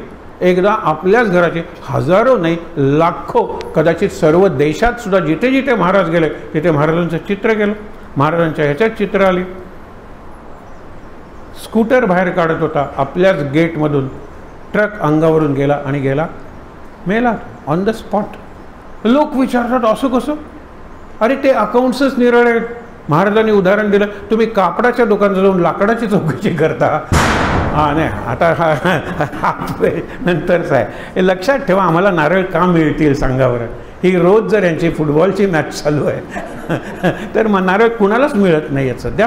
पण हे वंशज आहेत आपले, का हे पूर्वज आहेत, आपण वंशज आहोत. यांना मारायचं नाही, यांना नमस्कार करायचे, मारुतीचं सैन्य आहे म्हणायचं. आणि त्यांनी जे बोणेर खाली टाकलेले असतात ती वेचायची आणि फेकून द्यायचे. बिलकुल वाईट म्हणायचं नाही. हां, तो उपद्रवी प्राणी वगैरे काही नाही आहे. अरे हनुमानाचं कौतुक करता आणि वानरांवर टीका करता, हे कसं आहे? समजून घेतला पाहिजे धर्म आपण. सगळी रस्त्यावरची कुत्री ही दत्तात्रेयाच्या भोवची 4 कुत्री आहेत का? विचार करा तुम्ही. तुकाराम म्हणतील नक्कीच आहे, पण तुकाराम आपल्या सामर्थ्याने त्या कुत्र्यांना गप्प करून टाकते. उपासनेला बसले आहेत सगळे लोक, नाही भुंकायचं. त्यांना शक्य होतं ते, त्यांना सर्वभूती परमेश्वर दिसत होता. आज तो बघणं उघड आहे, कारण आपली तयारी तेवढी झालेली नाही आहे. आणि म्हणून ज्यावेळेला श्वास निर्माण झाला तेव्हा नाम निर्माण झालं का? हो, त्या मुलाला ती आठवण होती, मुलाच्या श्वासातच नाम होतं, ज्याला अजपा असं म्हणतात. जप न करता केलेला किंवा झालेला जप, अजपा जप, जो श्वासावर चालू असतो. नाम जपा श्वासोच्छ्वास, अखंड नाम. आणि त्याच्यावर समास लिहिला दासबोधात आहेत. त्याच्यातलीच एक ओवी सकाळी म्हणली, अनेकदा म्हणून दाखवलेलं, घेता धरिता, श्वास घेता त्यावेळेला धरिता सो, सोडिता सोहम सोहम सोहम. आणि ज्यावेळेला उलटा येतो हंस, हा हंस, हा तो हंस आहे. निरक्षीर विवेकाचा हंस हा कुठे हिमालयात सापडणारा वगैरे नाही आहे, हा प्रतिकात्मक आहे. ज्याला सोहम हंस, हा श्वासाकडे जास्त लक्ष आहे, त्याचा विवेक जागा होईलच. महाराजांची काय सुंदर ओवी आहे ती याच्यातली आहे. दुसरी जी मानस पूजा आहे त्यातली, परेपासून म्हणजे नाभीपासून उठे श्वास, तो उभा कल्पवृक्ष. उभ्याने श्वास घ्या, उभ्याने तुम्ही हे करा, श्वास घ्या. श्वसन झोपलं असलं तरी सुद्धा नाभीपासून नाकापर्यंत हा नाना मार्ग आहे. नाभी नाक, याला नाना, आम्हाला नाना संस्कृत शब्द आहे. आपल्या आजूबाजूला नाना आप्पा बाप्पा म्हणू नका, ते निराळे नाना आहेत. नाभीपासून नासिकेपर्यंत जो उभा श्वास आहे तो कल्पवृक्ष आहे. त्या कल्पवृक्षाला फळं येणार आहेत. तुम्ही चांगली कीर्ती मिळवाल, चांगले कीर्तिमान म्हणजे रेकॉर्ड ब्रेक कराल. श्रीरामा अर्पिली, किती सुंदर ओवी आहे. नाभीपासून उठे श्वास, उठे उभा राही तो उभा कल्पवृक्ष, त्याची अमृत फळे सुरस श्रीरामा अर्पिली. मानसपूजेतली ओवी आहे. म्हणून उभा श्वास घ्यायला शिका. असं आडवा आडवा ज्यावेळेला मुकेश गेला त्यावेळेला हृदयनाथ मंगेशकरनी लेख लिहिला होता की विधभर श्वास सोडला आणि विधभर श्वास आत गेला, असा श्वसन करणारा गायक नव्हता मुकेश. बघा, आणि आपला श्वास हॉरिझॉन्टल चालला की आपण जनावर आहोत. फक्त माणसाचा श्वास व्हर्टिकल होऊ शकतो, तो व्हेल असू दे, देवमासा, किंवा तो पाणघोडा किंवा राहिनो असू दे. नाही, सगळ्यांचे श्वास आडवे आहेत. हत्तीचा श्वास आडवा आहे, सगळी जनावरं आडवी आहेत. आपण कशा आहोत? आपण 2 पायावर उभे आहोत. म्हणून आपल्याला उभा श्वास शक्य आहे. आणि उभाच श्वास घेतो तो माणूस आहे. त्याने काय करता येणार नाही, तुम्हाला सगळं करता येईल. कणा ताठ राहील. इकडे चांगली सुंदर कॅव्हिटीज आहेत ना, ही थोरॅसिक कॅव्हिटी म्हणजे छातीची पोकळी, ही ॲबडॉमिनल कॅव्हिटी, आणि तो असा कणा, हे सगळं त्यांनी कुंडलिनीचं त्याला वर्णन केलं की हो. मग 3.5 बसलेली आहे मात्रांची नागिण, मग ती नागिण जागी होते, सरसरत वर येते. 3.5 मात्रा म्हणजे ओंकार. ओंकार हा सुप्त आहे, गुप्त नाही आहे. आणि लुप्त तर, लुप्त म्हणजे हरवलेला, गुप्त म्हणजे सिक्रेट. हा नाही, हा सुप्त झोपलेला आहे.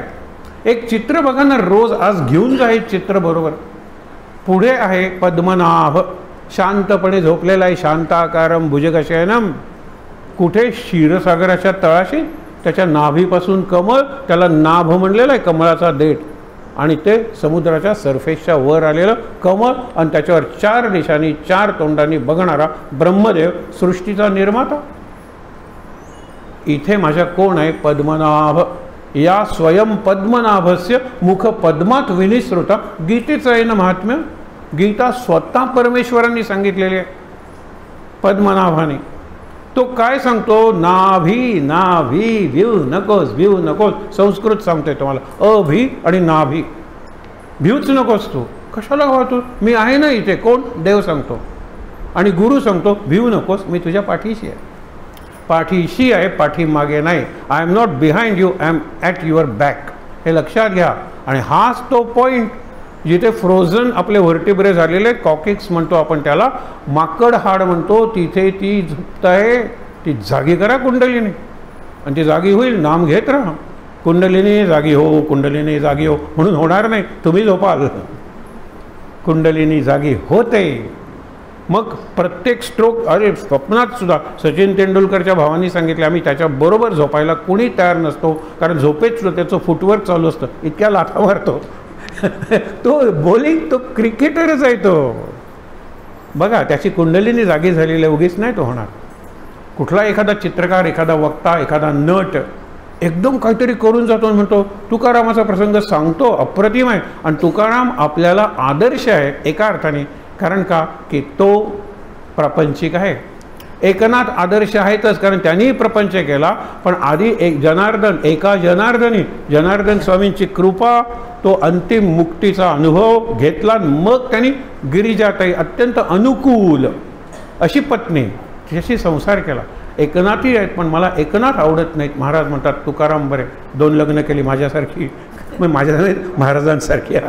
हे महाराज सांगत होते 2 लग्न केली. तुकारामाने 2 लग्न केली.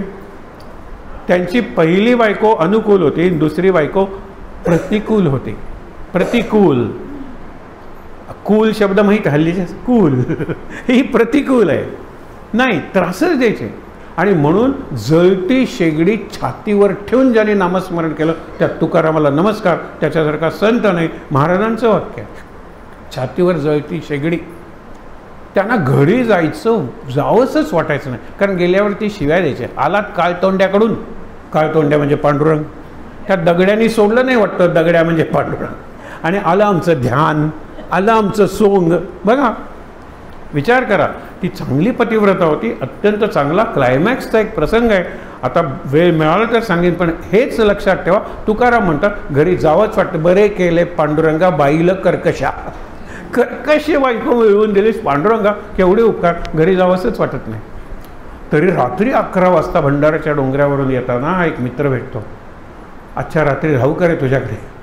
तो म्हणला ही घरी काही सांगता येत नाही, कारण मलाच घरात घेतील. पायऱ्यावर झोपूया आपण, पायऱ्यावर. आणि नंतर म्हणतो आवले, प्रेमाने आवली म्हणायचे त्याला. आवले मी आलोय, कशाला? नाही माझ्याबरोबर दुसरा आहे. आणि कोणाला आणलेस? हे आधी आमचं दारिद्र्य. अशा वेळेला ते म्हणतात जाऊया आपण धर्मशाळेत झोपूया. गंमत बघा ना. तू काय म्हणतोस? गरजते है सो बरसते नाही. इथे बघ, काही वेळाने ती बायको उघडते आणि बादलीवर पाणी, गरजत होती ना, बरसली ना, चांगली आहे ना, आवले आत येऊ का, या. आणि तिने त्या रात्री जेवण करून घातलं त्यांना. सांगू तुकारामांना वाटलं का नमस्कार करावा आपल्या बायकोला? केवढा तुझा अधिकार आहे. 2 प्रसंग सांगतो, लक्षात घ्या. हे नामाचं सगळ्यात अल्टिमेट म्हणून तुकाराम विठ्ठल विठ्ठल, जीभ तोडा तरी तुटलेल्या तुकड्यातून विठ्ठल विठ्ठल नाव येईल. कारण वाचा झालीसे अनावर, मी थांबूच शकत नाही. मी बांधून ठेव माझी जीभ, येणारच आवाज विठ्ठल विठ्ठल विठ्ठल विठ्ठल. म्हणून महाराज म्हणायचे तुकाराम संत नाही तुकारामासारखा. एक प्रसंग आहे, आधी गमतीदार प्रसंग सांगतो, नंतर दुसरा सांगतो. गमतीदार तोही आहे. हां ठीक आहे. मुद्दा काय आहे की ज्या वेळेला हे घड्याळ बरोबर आहे का ते? हां बरोबर आहे, 12:30, 12:35. थांबतो मी नंतर. पण 1पर्यंत हे चालतं, नंतर आपली आरती वगैरे असते, म्हणजे अजून आहे थोडा वेळ. तुकारामाची टिंगल करायचे लोक. आणि तू क्या काम कर रे माझं, एवी ते तू बसणारच ना कुठेतरी त्या भंडाराच्या डोंगरावर. मला काम आहे तालुक्याला, तू माचाणावर बस. आणि शेतात पीक आलेलं, पिकाला कणसं आलेलं आणि पाखरं खातात रे. तो बसतो की तिथे बसायचं, इट्टल इट्टल इकडे बनतो. आणि तो माचणावर चढतो. चढल्यावर माचणावर ज्या चिमण्या बसलेल्या असतात त्या उडून जातात. पांडुरंगा चिमण्यांना सुद्धा माझी भीती वाटावी का रे? बघा हा तुकाराम आहे. चिमण्यांना सुद्धा माझी भीती वाटावी. जोपर्यंत चिमण्या माझ्या पागोट्यावर आणि खांद्यावर बसत नाही तोपर्यंत मनातल्या मनात इट्टल इट्टल. चिमण्यांना वाटतं की ते बुजगावणं हलतंय, तरी हे बुजगावणं हलतच नाही आहे. अहो किती पीक खाऊन टाकलं चिमण्यानी, कारण चिमण्यांना भयच नाही आहे. चिमण त्या पागोट्यावर बसायला लागला, त्याच्या खांद्यावर बसायला लागला. पांडुरंगा हे बरं आहे, कारण सगळीकडे तूच आहेस, चिमण्यात तू का नाहीस? तो आल्यावर बघतो की तू क्या किती नासाडी केलीस माझी. तो म्हणतो अरे पांडुरंगाने केली. ते आल्यावर उठल्याने चिमण्यांना सुद्धा माझी भीती वाटते. मला पटलं नाही रे, ते तुझं नुकसान आहे ते भरून देईन. काय भरून देणार आहे? तुझ्याकडे 4 आणे तरी आहेत का? पांडुरंगाकडे आहेत म्हणाला. आणि नंतर मोजल्यानंतर 1 पोतं घेऊन येतो तुकारामाकडे. यावेळेला जास्त पीक आलं, त्याचे चिमण्यांनी खाल्लं वाटलं, जास्त पीक आलं. हे एवढं मी तुला देतो त्या दिवशी राखण केल्याबद्दल. हा तुकाराम आहे. त्याची गंमत आहे. यात त्रास देण्यासाठी गावातली काय अशी माणसं असतात ना, मवाली असतं, गाढव पकडतात ते गाढवा उलटं बसवतात तुकारामाला, तुकारामाच्या गळ्यात चपलांची माळ घालतात आणि गाढवाच्या याला डबा बांधतात आणि तिकडे मारण फटाके. काय ते फटाके लावल्यानंतर जीवाच्या आकांताने गाढव पळायला लागतं. फटाके संपली, तो डबा वाजत असतो आणि तुकाराम मस्त म्हणजे एकच इच्छा आहे माझी, म्हणाले काय की माझी जी वरात तुम्ही काढताय, ही वरात नाही धिंड म्हणता त्याला, नाही नाही वरात, की माझ्या घरावरून न्या. काय वाटलं असेल बायका सांगा, ए बघ तुझे ते तुका ध्यान आहे काय त्याला. आता ही बायको काय करणार, आपल्याला बायको बाहेर येते. हा प्रसंग डोळ्यात पाणी आणणार आहे. ज्यावेळेला तुकाराम समोरून जातात त्यावेळेला ती नमस्कार करते, तिच्या डोळ्यातून पाणी येतं. घरी आल्यानंतर विचारतात, आवले बरी आहेस ना तू? तुम्ही गरुडावर बसला होतात म्हणाले, तुम्ही गरुडावर बसला होता आणि गरुडावर बसणारा एक तो विष्णू आणि एक तुम्ही विष्णू भक्त, आम्ही वैकुंठवासी आलो याची कारणासी बोलिले जे ऋषी साच भावे वर्ताया, आम्ही वैकुंठात राहणारे आहोत. मला अनुभव दिला तुम्ही. लोकांना गाढव दिसत होतं, तिला गरुड दिसला.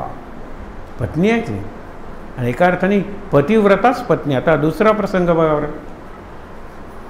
तिचं एक होतं, आईने सांगितलं नवरा कसाही असला तरी एकच व्रत तू कर, नवरा जेवल्याशिवाय तू जेवू नकोस. हल्लीसारखं नाही मोबाईलवर ठेवलंय, वाटलं तर गरम कर या. तो म्हणतो कशाला, आहे की स्विगी, आहे की झोमॅटो. आता झोमॅटोचं नाव बदलत आहे, दुसरं करते, पण आहे तुझी काय गरज आहे. हल्लीच हे वातावरण आहे घरातलं.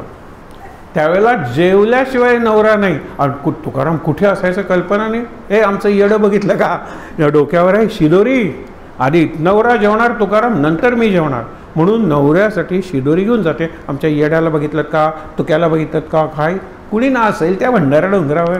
आणि भंडारा डोंगरावर ते का असायचे, तिथे कुठलं जनावर नसायचं. पण तरीसुद्धा वृक्षवल्ली अम्मा सोयीरे वनचर, हा जो प्रकार आहे ना, हा त्या तिथली रचना आहे. हे झाडी वेली येणारी पाखरं आणि कधीतरी आलं तर कोणी नसायचं त्यात. भंडारा डोंगरावर निघाली होई. बघा नीट ऐका, भक्त भाविक, यावेळेला निमंत्रणात साधक भाविक म्हणलं होतं. भक्त खूप झाले, साधक होऊया, साधना करूया, अभ्यास करूया, उपासना करूया, नाम घेऊया. भक्ती भक्ती राम राम राम राम खूप झाले, टाळ्या टाळ खूप झाले, करूया ते चालू ठेवूया. कारण किती झाले म्हणून आपण थांबवणार नाही. आत आहे ना, आत आत अनाहत नाद चालू आहे ना, अखंड तो श्वास रिदम चालू आहे ना, त्या रिदमवर का नाही नाम बसवत. ते नाम जपा श्वासोच्छ्वास, हा श्वासोच्छ्वास आणि त्याच्यावर नामाचा शिक्का, हे फार ढोबळ झालं. ग्रॉस म्हणतो ते, सूक्ष्म काय, अरे नाम चालू आहे आनंदात, त्या रिदमला माझं नाम बसवलेलं आहे. रिदम ताल आहे, लय आहे, ठेका आहे किंवा हृदयाचा ठोका आहे. विचार करा तुम्ही. तर ही निघाली, इकडे दिसतंय का तिकडे दिसतंय का, नाही वरती बसले होते. इतक्यात हिच्या पायात बाभळीचा काटा, अशा गाई बाभळीच असतात. बाभळीचा काटा म्हणजे खेळावर आपण तो काटा नको, एका पायावर नाचायला लागली. वरती शिदोरी मेले मेले मेले, काय आमचं जे येतं ते इकडे कशाला त्याला आठवलं, नाचायला लागले. इतक्यात एक धनगर येतो. धनगर हे पांगलेली कानात बाळी आणि हे, तो म्हणतो की का नसते साई, हे असं झालंय, थांब बस खाली, दे तुझा पाय. तिचा पाय आपल्या मांडीवर घेतो, दुसऱ्या काट्याने हा काटा काढतो, दोन्ही काटे फेकून जातो. चल पाय ठेव बरं, जा निघून. उशीर होतो. त्यावेळेला ती म्हणते की आज मला वाटतं मी मेलेच असते रस्त्यावर. काटा, मग काटा काढलास का तू, मी काढू का, तुकाराम विचारतात. नाही, आला होता एक धनगर, या भागात कोणी धनगर येत नाही. नाही नाही वर्णन करतो, ते पांडुरंगाचं वर्णन. काळा पांडुरंग झाला महार पंढरीनाथ, इथे झाला धनगर पंढरीनाथ. त्यावेळेला ते म्हणते की त्यांनी तुझा पाय आपल्या हातात घेतला हो, मांडीवर ठेवला हो आणि तुझी सेवा केली. आवले अगं तो विठ्ठल होता, तो दिसावा म्हणून मी विठ्ठल विठ्ठल करतो, तुला मिळाले की फळ. त्यावेळेला ती रडायला लागली. आपल्या नवऱ्याचा अनुभव तर आहे, पण माझाही अनुभव आहे. एक व्रत, नवरा जेवल्याशिवाय मी जेवणार नाही. कुठलंही व्रत करा ना. हल्लीच्या बोलायचं नाही, हल्लीचं फार निराळं जगन आहे. आपण जरा सिरियसली विचार करूया की नामजपा श्वासोच्छ्वास म्हणजे काय, श्वासाचं माझ्या जीवनात कार्य काय आहे. हे चार मी तुम्हाला पहिलू सांगतो, ते नामाला सांभाळूया. श्वास नाही तर मी मेलो, नाम नाही तर मी मेलो. हे आज जन्माच्या वेळेला, आणि तिकडे सांगतात जेथे नाम तेथे माझे प्राण. मला जिवंत ठेवायचं आहे, नाम घ्या. तुम्ही नाम घेतलं नाही, मी मेलोय. लक्षात ठेवा, नथुराम एकदाच मारतो महात्मा गांधीजींना. आपण आपल्या सद्गुरूला मारत असतो. सिरियल बघतोय, महाराज मेले 25 मिनिटं, कुणाला आठवण आहे हो?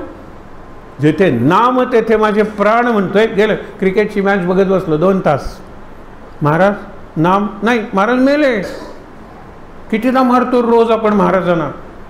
इथे सांगतात सुरुवात, श्वास चालू आहे ना, बस नाम चालू ठेवा जन्माच्या दिवशी. अशा वेळेला गंमत बघा, ज्या वेळेला नामाची पहिली गोष्ट तो इनसेसंट म्हणजे न थांबता चालू आहे. आईच्या गर्भाशयात पहिला श्वास बालकाने घेतला आणि शेवटचा श्वास गेला आणि त्याला जाळलं किंवा पुरलं, अखंड श्वास चालू आहे. या नामाचे निखळ प्रबंध माझी आत्मचर्चा विशद उदंड गाते राम कृष्ण हरी गोविंद, ज्ञानेश्वर म्हणतात. ते पंढरपूर आहे. पंढरपूर म्हणजे काढा तिकीटन गेला किंवा काढा गाडीन गेला, हे जिओग्राफिकल पंढरपूर आहे. ते नाहीच आहे संतांचं. विठ्ठल विठ्ठल गजरी अवघी दुमदुमली पंढरी, ते पंढरपूर आहे. आणि अजूनही तो विठ्ठलाचा गजर आहे. म्हणून लक्षात घ्या की ज्या ठिकाणी नामाची स्पंदन आहे त्या क्षणी मी 28 युग उभा आहे. तो पंढरपूरला उभा आहे असं नाही, तुम्ही उभा करू शकता त्याला. महाराज म्हणतात मला उभं करा ना. श्वास अखंड चालू आहे. श्वासाशिवाय मी जगणं शक्य नाही आहे. नामाशिवाय मी जगणं शक्य नाही, हा अर्थ नामजपा श्वासोच्छ्वास. बघा, आणि सगळ्यात महत्त्वाची ॲक्टिव्हिटी, मी श्वास घेतोय मला कळत नाही, इतरांना काय कळणार आहे? आता तुम्हाला 3दा दीर्घ श्वास काही जण करतात ते सोडा अपवाद, पण एरवी श्वास घेतोय मलाच कळत नाही तर इतरांना काय? नाम घेतोय मलाच कळणार नाही. शेवटी मी विसरलो पाहिजे, महाराज फक्त नाम उरलं पाहिजे, हे महाराजांचं वाक्य आहे. नाम घेताना काय सुंदर आरास होती नाही, नाम घेताना काय सुंदर दिसतं. नाम घेतलं कशाला? विसराना ती आरास, विसराना ती मूर्ती. फक्त नाम लक्षात राहिलं पाहिजे. नाम घेणारा, पूजा करणारा विसरला पाहिजे, कीर्तन करणारा विसरला पाहिजे. फक्त उरलं पाहिजे कीर्तन, फक्त उरलं पाहिजे प्रवचन, फक्त उरलं पाहिजे व्याख्यान, फक्त उरलं पाहिजे पारायण. पारायणाचा ग्रंथसुद्धा नाही. त्याच्यापेक्षा हे सोपं आहे नाही, कशाला कम्पेअर करता? त्यांचं गणित निराळ आहे, यांचं गणित निराळ आहे, सगळे एकाच मुक्कामाला जाऊन पोचतात. ज्ञानेश्वरी अवघड आहे, त्याच्यापेक्षा हे सोपं आहे, त्याच्यापेक्षा हे सोपं आहे. कशाला? अवघड सोपं तुम्ही ठरवा तुमच्यापुरतं, जनरलाइज करू नका. मुद्दा काय आपला की श्वासाच्या ह्या 3 गोष्टी आपण बघितल्या. एक म्हणजे श्वास नाही तर मी जिवंत नाही. श्वास अखंड चालू आहे, बेशुद्ध अवस्थेत श्वास चालू आहे म्हणून मी जिवंत आहे. लक्षात घ्या, काल आपण बघितलं होतं ॲनेस्थेशिया दिल्यानंतर अरे श्वास चालू आहे. पूर्वी हृदयाचं रिप्लेसमेंट काढताना हृदय काढावं लागायचं, त्यावेळेला त्याला व्हेंटिलेटर, त्याला ना हार्ट लंग मशीन म्हणायचे, त्यावेळेला व्हेंटिलेटर. श्वास चालू ठेवायचा आहे. श्वास चालूच आहे तसं नाम चालू राहायला पाहिजे. आणि श्वास विथ ईज. काल सांगितलं सहज श्वास म्हणजे सुंदर श्वास, सावकाश श्वास, त्याला सहज. आमचा योग सहज योग महाराज म्हणलेला आहे. कुठलेच कष्ट नाही. असंच खाणं, असं कशाला खाता? अवघड कशाला करून टाकता नामस्मरण? तुमच्या नामस्मरणाची बैठक, मग देवघर, देवघराची दिशा, हे भिमुख ते भिमुख. एकाने परवा नेलं, अग्निहोत्राचा आकार आहे माझ्या देवघराला, अप्रतिम. अणवरती मला ॲक्रिलिक शीट्स घातलेले आहेत, उष्णता येत नाही पण प्रकाश आत येतो. आणि बाजूला बघितलं तर खुंटाळं आणि त्याच्यावर 7-8 माळा, जपमाळा. आणि मग तोच सांगायला लागला, गेलो होतो ना पाशुपतेश्वर काठमांडू रुद्राक्षांना, ओरिजिनल रुद्राक्ष. गेलो होतो ना रामेश्वरला, बस ही स्फटिकाची माळ आणली तिकडची. गेलो होतो पंढरपूरला, ही तुळशीची माळ आणली. गेलो होतो गणपती पोळ्याला, ही पवळ्यांची माळ आणली. गेलो होतो इकडे तिकडे. अरे म्हटलं जप किती, वेळ मिळत नाही हो, जप करायला वेळ मिळत नाही. मी आत्ता तुम्हाला विधान सांगतो, हे रामदासाचं विधान आहे, अलीकडचे पप्पा रामदास. शौचालय आणि देवालय सारखं ज्याला वाटेल तो साधकांना सुरुवात झालेली आहे, तो साधक आहे. आणि आज माझा अनुभव मी तुम्हाला सांगतो की आपल्या घरात, देवघरातल्या आपल्या फोटोंवर कदाचित धूळ बसलेली असेल, पण टॉयलेट रोज, हे डिओडरंट काय ते काय स्वच्छ असतो लोकांची टॉयलेट्स, बसावंच वाटतं. खरंच बघा, हॉलमध्ये धूळ असेल, देवघरातल्या मूर्तीवर किंवा त्या प्रतिमांवर धूळ असेल, टॉयलेट स्वच्छ. घाण होती गोंदवल्याची टॉयलेट्स, पब्लिक टॉयलेट्स घाण होती. एक मित्र आला आपल्या केंद्राशी अत्यंत जोडलेला, पण फार महाराज अनुग्रह असं नाही, मला फोन केला की म्हणला ते स्वच्छ फार तुम्ही जिथे जेवण देता तिथे टॉयलेट पाहिजे. टॉयलेट मध्यम वर्गाला स्वच्छ लागते, त्याच्या घरातली स्वच्छ असते. लॉजिक आहे, लॉजिक. नाही तर जेवण देऊ नका. जेवण दिला की काही लोकांना सवय असते, मग ते स्वच्छ नको का ठेवायला. म्हणलं मीही एकदा गेलो होतो, मलाही खूप घाण वाटलं ते पब्लिक, पण काय मी स्वच्छ करून देतो. हां, हे महत्त्वाचं आहे. फुकट स्वच्छ करून देतो. हां, म्हटलं मी काही मेंबर नाही आहे, ट्रस्टी. तुम्ही ट्रस्टीना फोन करा, मी नंबर देतो. शेवटचं वाक्य म्हणू नका. तुम्ही फक्त सांगा ही स्कीम आहे, याच्यासाठी तुमचं एवढंच सहकार्य पाहिजे, बाकी मेंटेनन्स करायचं काम माझं. तुम्ही केलं नाहीत तर मी करेन हे म्हणू नका. हे तुम्ही जर केलं नाहीत तरी मी करणार आहे म्हणू नका. ते करतील, हो म्हणतील. आता तुम्ही जाऊन बघा, ज्यांनी टीका केली होती असा माझा टीकाकार साधक आहे महाराजांचा, एक दिवस गोंधळून फोन करतो, सर मी कुठे असेल. हल्ली मोबाईल कुठेही नेता येतो. म्हटलं मी ध्यानगुंफेत आहे. म्हटलं गोंधळाला ध्यानगुंफा नाही. म्हटलं मी टॉयलेटमध्ये ध्यान करावा इतकं स्वच्छ आहे. झालं ना. हो, सुलभ इंटरनॅशनल आहे. ते म्हणाले फक्त 4 माणसं येतील, त्यांच्या जेवणाची राहण्याची व्यवस्था करा. आता 20 माणसं आहेत, सगळं स्वच्छ केलेलं. विल पॉवर पाहिजे. तो माणूस, त्याची व्हिजनच निराळी आहे. महाराजांनी त्याच्या माध्यमातून ही स्वच्छता करून घेतली. मला सांगायचं आहे काय, माध्यम म्हणून माझ्यातले ब्लॉक्स, बॅरियर्स अँड ब्लॉकेजेस काढले पाहिजेत. हे काढतो आपण, अँजिओप्लास्टी करूनच बाहेर काढलं, ग्राफिक करतच नाही चालली अँजिओ. आणि माझ्यात प्रत्येकाच्यात ब्लॉक्स असणारच आहे, तो असणारच आहे. काढून टाकले, हे काढून टाकले. शरीराचे, मनाचे ब्लॉक्स, काम, क्रोध, मोह, मत्सर, स्पर्धा, केवढा ब्लॉक आहे. त्याच्यापेक्षा मी, अरे त्याच्यात सुद्धा होलियर दॅन दाऊ, तुझ्यासुद्धा मी पवित्र. तू सोमवारी उपास करतोस ना, मी सोमवारी करतो आणि गुरुवारीही करतो, तुझ्यापेक्षा जास्त पवित्र. तिसरा म्हणतो मी शनिवारीही करतो, जास्त पवित्र. आणि चौथा अत्यंत करप्ट माणूस म्हणतो मी शाकाहारी आहे, माझा रोज उपवास. करप्ट आहे, तिथे काही सुधारणा नाही आहे. हे विचार करूया आपण, फक्त आतला विचार करूया.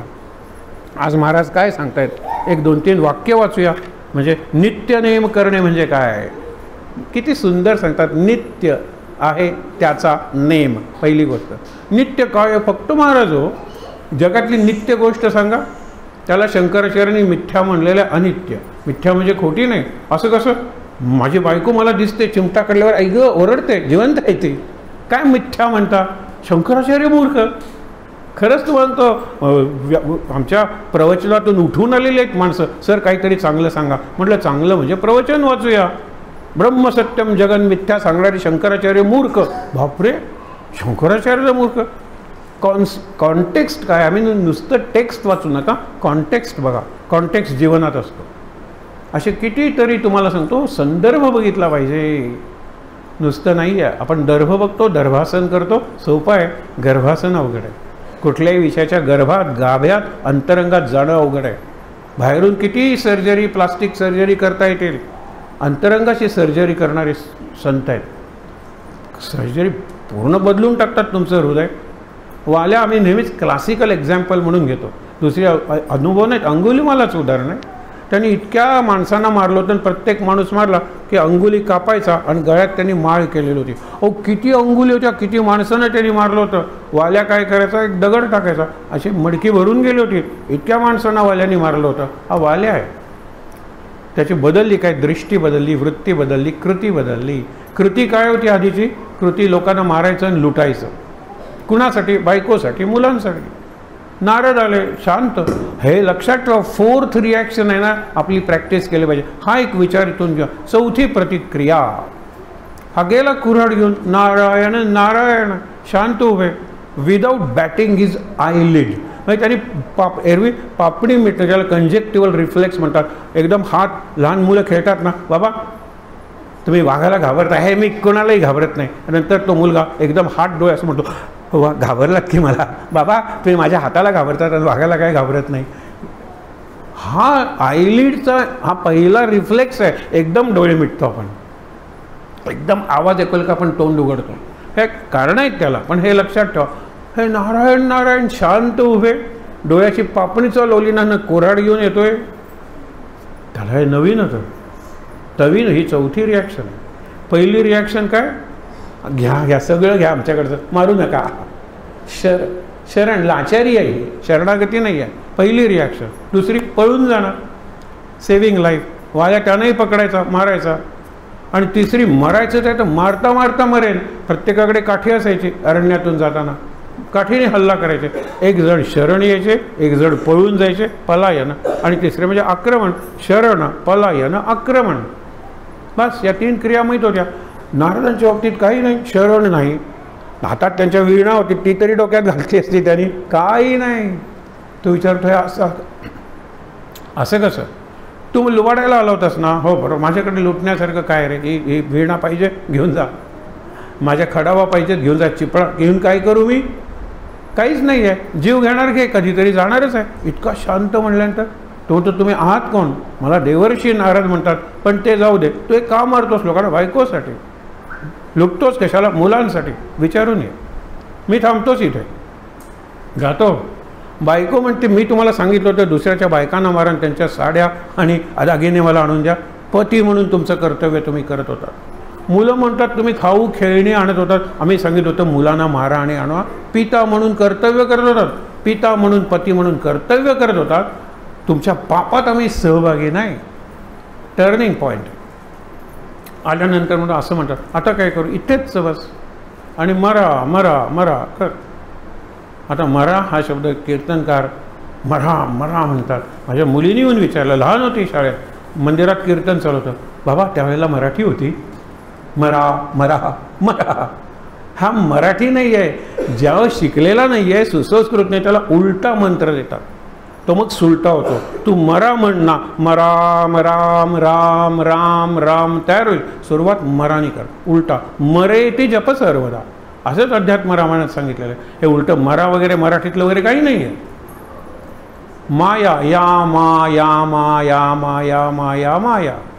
गीता एका अक्षरात रामकृष्णांकडे गेला. उलटं म्हण रे तागी, हाच गीतेतच ना. तागी म्हणजे त्याग, त्याग कर म्हणून सांगितलं अर्जुनाला. बस म्हणजे त्यागात शांती. त्यागाच्या वर आणखीन मूल्य नाही आहे. हे बाकीची साधना आत येते. त्यागात शांतीरनंतरम, लगेच शांती. म्हणून हा जो त्याग आहे तो म्हणतो ना तागी तागी तागी. गीता गीता गीता झाला ना. गीतेचा एका वाक्यात संदेश त्याग. हे विचार करा. उलटा दिला मंत्र आणि तो त्यांनी निष्ठेनं घेतला. 12 वर्षानंतर नारद येतात. त्याच भागात सगळीकडे राम रामाची स्पंदनं गुंजायमान होऊन राहिलेली आहे. त्यांना माहीत नाही इथे कुठला ऋषी बसलेला आहे. बघितलं तर वारुळातून आवाज ऐकू येतोय. वारुळ त्यांनी आपली महती नावाची वीणा आहे फोडलं. ज्या वीणेनं असंख्य नाम शोषून घेतलेलं आहे त्या वीणेनं आपण स्त्रीलिंगी वापरतो कळण्यासाठी. एरवी नारदांचा वीणा वारकरी लोक म्हणतात, स्त्रीलिंगी शब्द वापरत नाहीत. नारदांच्या बाबतीत सावली भावली सगळं स्त्रीलिंग असल्यामुळे त्याज्य स्पर्शच नाही. मारलं. बघितलं तर भो वाल्मिक उठ. वल्मिक म्हणजे वारुळ, रोयण आपण कोकणीत म्हणतो ते, त्याच्यातून वर आलंय म्हणून ते वाल्याचा वाल्मिकी असं झालं. वाल्या त्याचं नाव होतं, वाल्मिकी हे त्याचं काम होतं. 12 वर्ष वगैरे. भो वाल्मिक नमोस्तुभ्यम सिद्धोहम त्वत्प्रसादता. तुझ्या प्रसादामुळे कृपेमुळे मी सिद्ध आहे असं नारद म्हणतात. आणि मग वाल्मिकीकडून काय झालं हे सांगायला पाहिजे का? भविष्य बदला शतकोटी चरित्र रघुनाथाचे उफराट्या नामासाठी. वाल्मिक तरला उठा उठे. वाल्मिक एकदम तरुण गेला. उलटं नाव घेतलं त्याने. घ्या ना नाव. उलटंच सुलटं करायला तो बसलाय ना तिथे. मुलगी छोटीशी म्हणते श्रीलाम जयलाम जय जयलाम. हे शुद्ध उच्चार केला पाहिजे. आजोबा म्हणतात, आजोबांच्या तोंडात दात नाही. श्रीलाम जयलाम. आजोबाही तसंच की हो. मग वडील म्हणतात हे कसलं? राम मधला र हे निराळे शास्त्र आहे. भाव महत्वाचा आहे. तर जपहा तदर्थ भावनम. अर्थही महत्त्वाचा आहे. कॉम्प्रिहेन्शन, अंडरस्टँडिंग हे आपण म्हणतो. Feeling is important, not only thinking. म्हणून महाराज काय सांगतात? नित्य फक्त परमेश्वर आहे. आपण म्हणूया फक्त महाराज आहेत. त्यांचा नेम करा. नेमचे 2 अर्थ आहेत. एक नेम म्हणजे नियम आणि दुसरा नेम म्हणजे एम. अर्जुनासारखा नेम कुणाचाच नव्हता. अर्जुनाने बाण मारला त्या पक्षाच्या डोळ्यातून. सगळ्यांना माहिती आहे अर्धी गोष्ट. त्याच्या पुढची गोष्ट सांगतो. हे जमणार आहे का? महाराजांना सांगूया ना. एक पाळणा जाताना हलवूया. महाराज मला ते जमवून द्या. झाला तुमचा शिक्षणाचा अभ्यासक्रम सगळा पूर्ण झालेला आहे. आता शेवटची परीक्षा, the final test, the shooting test. काय करायचं नाही, तो तिथे पक्षी म्हणजे खेळणं आहे ते, नाहीतर लगेच लोक मोर्चा काढून येतील, पक्षाला का मारलं नाही, हा लाकडाचा पक्षी आहे. तेथे एक पॉईंट आहे डोळ्याच्या ठिकाणी बस, आणि तो नुसता फांदीवर ठेवलेला आहे, अलगद बांधलेला नाही आहे. आता आपल्याला वाटतं मार त्याच्यातून बाण, एवढी सोपी परीक्षा नाही आहे ती. 105 प्रिन्सेस, 100 कौरव, 5 पांडव, 104 जण. पहिल्यांदा ओरलमध्ये पास झाला तर प्रॅक्टिकल. आपलं प्रॅक्टिकल आधी असतं, नंतर ओरलमध्ये कुठेतरी असते, नंतर रिटन असते. इथे रिटनचा प्रश्न नाही, ओरल प्रश्न. बघा आपण विचार कसा करतो, आपलं बॅकग्राऊंड आहे तसं. करायचं आहे काय, त्या पक्षाच्या डोळ्यातून बाण मारायचं, एवढंच. पुढचं नंतर सांगतो. ज्यावेळेला युधिष्ठिरा ये, तुला काय दिसतंय? गुरुदेव मला आपण दिसताय. किती सुंदर उत्तर आहे ना, सुसंस्कृत. आधी बाजूला जा, कारण तुझा बाण मलाच लागणार आहे. दिसतं त्यालाच बाण लागणार की नाही, बाजूला उभं राहा. दुर्योधन बुद्धिमान, दुर्योधना तुला काय दिसतंय? आता गुरुजी उत्तर चुकलं आहे त्या अर्थी, मला आकाश दिसते, माझी दृष्टी विशाल आहे, माझं मन विशाल आहे, बाण मला वाया घालवायचं नाही, तुझा बाण आकाशात जाणार आहे, बाजूला उभं राहा. भीम म्हणतो दोघांची उत्तरं चुकलीत. मला झाड दिसतंय, भीमा तू झाड पाडशील, आपल्याला पक्षाशी कर्तव्य आहे, तू बाजूला उभं राहा. 104 जण बाजूला उभे राहिलेले, आणि अर्जुनाला सांगतात तू परीक्षेला बसायची गरज नाही आहे. सगळे म्हणतात असं कसं, अर्जुनाने परीक्षा दिलीच पाहिजे. ये अर्जुना तुला काय दिसतंय? मला काही दिसत नाही आहे. रागवतात द्रोणाचार्य, आर यू किडिंग? म्हणजे मला फजिती करतोय, मला अपमान करतोय, काही दिसत नाही कसं? Gurudev I have not come, मी उत्तर पूर्ण केलेलं नाही आहे, मला काहीही दिसत नाही आहे except the eye of the bird. म्हणजे डोळा सोडून मला काहीही दिसत नाही, फक्त पक्षाचा डोळा दिसतोय. जाऊन उभा राहा तिकडे. सगळ्यांना आश्चर्य वाटतं. अर्जुनाचंही उत्तर चुकलं. त्यांनी सांगितलं ऑल द 104 ऑफ यू कुड not have shot through the eye of the bird. Arjun need not shoot. अर्जुनाला मारायचीच गरज नाही बाण, त्याचा बाण नक्की तसा जाणार आहे. त्यावेळेला ते म्हणतात नाही, पण आम्हाला पटलं पाहिजे ना, अर्जुना मार. आता पुढचा भाग लक्षात ठेवा. हा पक्षी आहे, तुझा बाण लागला पाहिजे, त्या पक्षाच्या डोळ्याला लागला पाहिजे. पक्षी हल्ला तरी चालेल, पण पक्षी खाली पडता कामा नये, तुझा बाण खाली पडला पाहिजे. केवढा अवघड आहे हो. फिजिक्सच्या लोकांना जास्त कळेल. ट्रॅजेक्टरी कशी ठेवायची हे स्पिन बॉलर टाकतात ना, त्यांना ते शिकवलं जातं. केवढ्या उंचीवरून फ्लाइटेड बॉल हे सगळं शिकवलं जातं. तसं अर्जुन पहिल्यांदा एकदम बाण मारतच नाही. पहिल्यांदा इथे उभं राहायचं ना गुरुदेव, हो, आणि तिथे पक्षी आहे ना, डिस्टन्स. पहिल्यांदा किती दिवसांनी माझी परीक्षा आहे, डिस्टन्स. किती दिवसांनी माझं ऑपरेशन आहे, डिस्टन्स. किती दिवसांनी माझं मरण आहे, नो डिस्टन्स. काय कुणाला माहिती आहे हो? हा श्वास शेवटचा असू शकेल, नामजपा श्वासोच्छ्वास. म्हणून डिस्टन्स पहिली गोष्ट. नंतर हाईट, किती उंचीवर पक्षी आहे. पायथागोरस आपण करतो ना खेळ, किती उंचीवर पक्षी आहे. मग डिस्टन्स झाडाचं आहे, पक्षाचं डिस्टन्स किती आहे ते निराळच आहे. हाईट, अँगल किती आहे, मी उभा आहे, माझा बाण जाणार आहे. वाऱ्याची गती किती आहे, त्याप्रमाणे मला बाणाची गती ठेवली पाहिजे ना. वाऱ्याची गती जर अनुकूल असेल तर बाण स्लो मारला पाहिजे, वाऱ्याची गती जर प्रतिकूल असेल तर बाण जरा फास्ट मारला पाहिजे. आणि किती गती ठेवली पाहिजे की इथून माझी व्हेलॉसिटी समजा 5 km/h आहे, हळूहळू पक्षाकडे जात ती 0 झाली पाहिजे, मग बाण पुढे जाणार नाही, पक्षाला लागेल, पक्षी पडणार नाही. बाणाला 0 व्हेलॉसिटी झाल्यामुळे बाण पडेल. किती गोष्टी आहेत बघा. अँगल आहे, कोन आहे, दिशा आहे, अंतर आहे, उंची आहे, वाऱ्याची दिशा आहे, बाणाची गती ठरवायची. हे अर्जुनाने केलं. खरंच तो पक्षी हल्ला, पडला नाही, बाण खाली पडला, कारण बाणाची गती 0 झालेली होती. हा अर्जुन एकलव्य अभिमन्यू व्हायचाच, त्याला तर बाकीचं भरपूर विसरलं पाहिजे. त्याला काही दिसत नव्हतं. त्या क्षणी त्याला Dronacharya, this is focused attention, single minded, single pointed. हा नित्य नेम आहे. नित्य आणि नेम म्हणजे एम, आणि एम नित्य. नियम म्हणजे काय, माझं बिहेवियर, रोजचं रुटीन, त्यालाही नियम म्हणतात. महाराजांचं पहिलंच वाक्य वाचूया. नित्यनेम करणे म्हणजे सर्व काळ नित्यात राहणे, म्हणजे सर्व काळ महाराजांच्यात राहा. आपण म्हणतो ना, महाराजांच्या प्रतिमेकडे तुम्ही बघा, आपल्याला प्रतिमा डोळ्यासमोर असते, आपण कसं म्हणतो, महाराज तुमच्याकडून पायाकडे बघतो, तुमच्यामधून नाभीपासून छातीपर्यंत, तुमच्याकडे इथपर्यंत, तुमच्या जवळ डोळ्यापर्यंत, तुमच्या आत, तुमच्या आत, तुमच्या आत, बस महाराज दिसलेच पाहिजे. कशाचीही गरज नाही. मी बसमधून प्रवास करतो, मी गाडीतून जातो, महाराज तुमच्याकडून, तुमच्यामधून, तुमच्याकडे, तुमच्याजवळ, तुमच्या आत, तुमच्या आत, तुमच्या आत, नित्यात राहा. म्हणजे महाराजांच्यात राहा. महाराजांचं पहिलंच वाक्य आहे. त्याच्या अनित्यात राहिलो आहोत आपण स्वतः नित्य आहोत, पण अनित्यात राहिले. घरावर प्रेम, अरे आज न उद्या घर संपणारच आहे.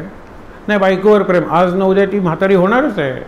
विचार करा. आपण म्हणून म्हणतो नित्य काय होत नाही, ज्यामुळे आठवण येईल असे जे करणे. महाराजांचीच आठवण आली पाहिजे कायम, तो नित्यनेम आहे. आपल्याला प्रपंचाची आठवण येते. भाजी केली तरी आज श्याम असता तर किती बरं झालं असतं, नाही? आठवण येते आपल्याला. तुम्हाला माहीत आहे, भीम बाहेर गेलेला आहे. भीम नवीन फळं वगैरेच्या शोधात, घरातल्या आणि भागायचं नाही त्याचं. त्याला झाडावरची फळं नवीन काय, रोज जायचा फिरायला म्हणून गेला होता बाहेर आणि भाजी केली होती.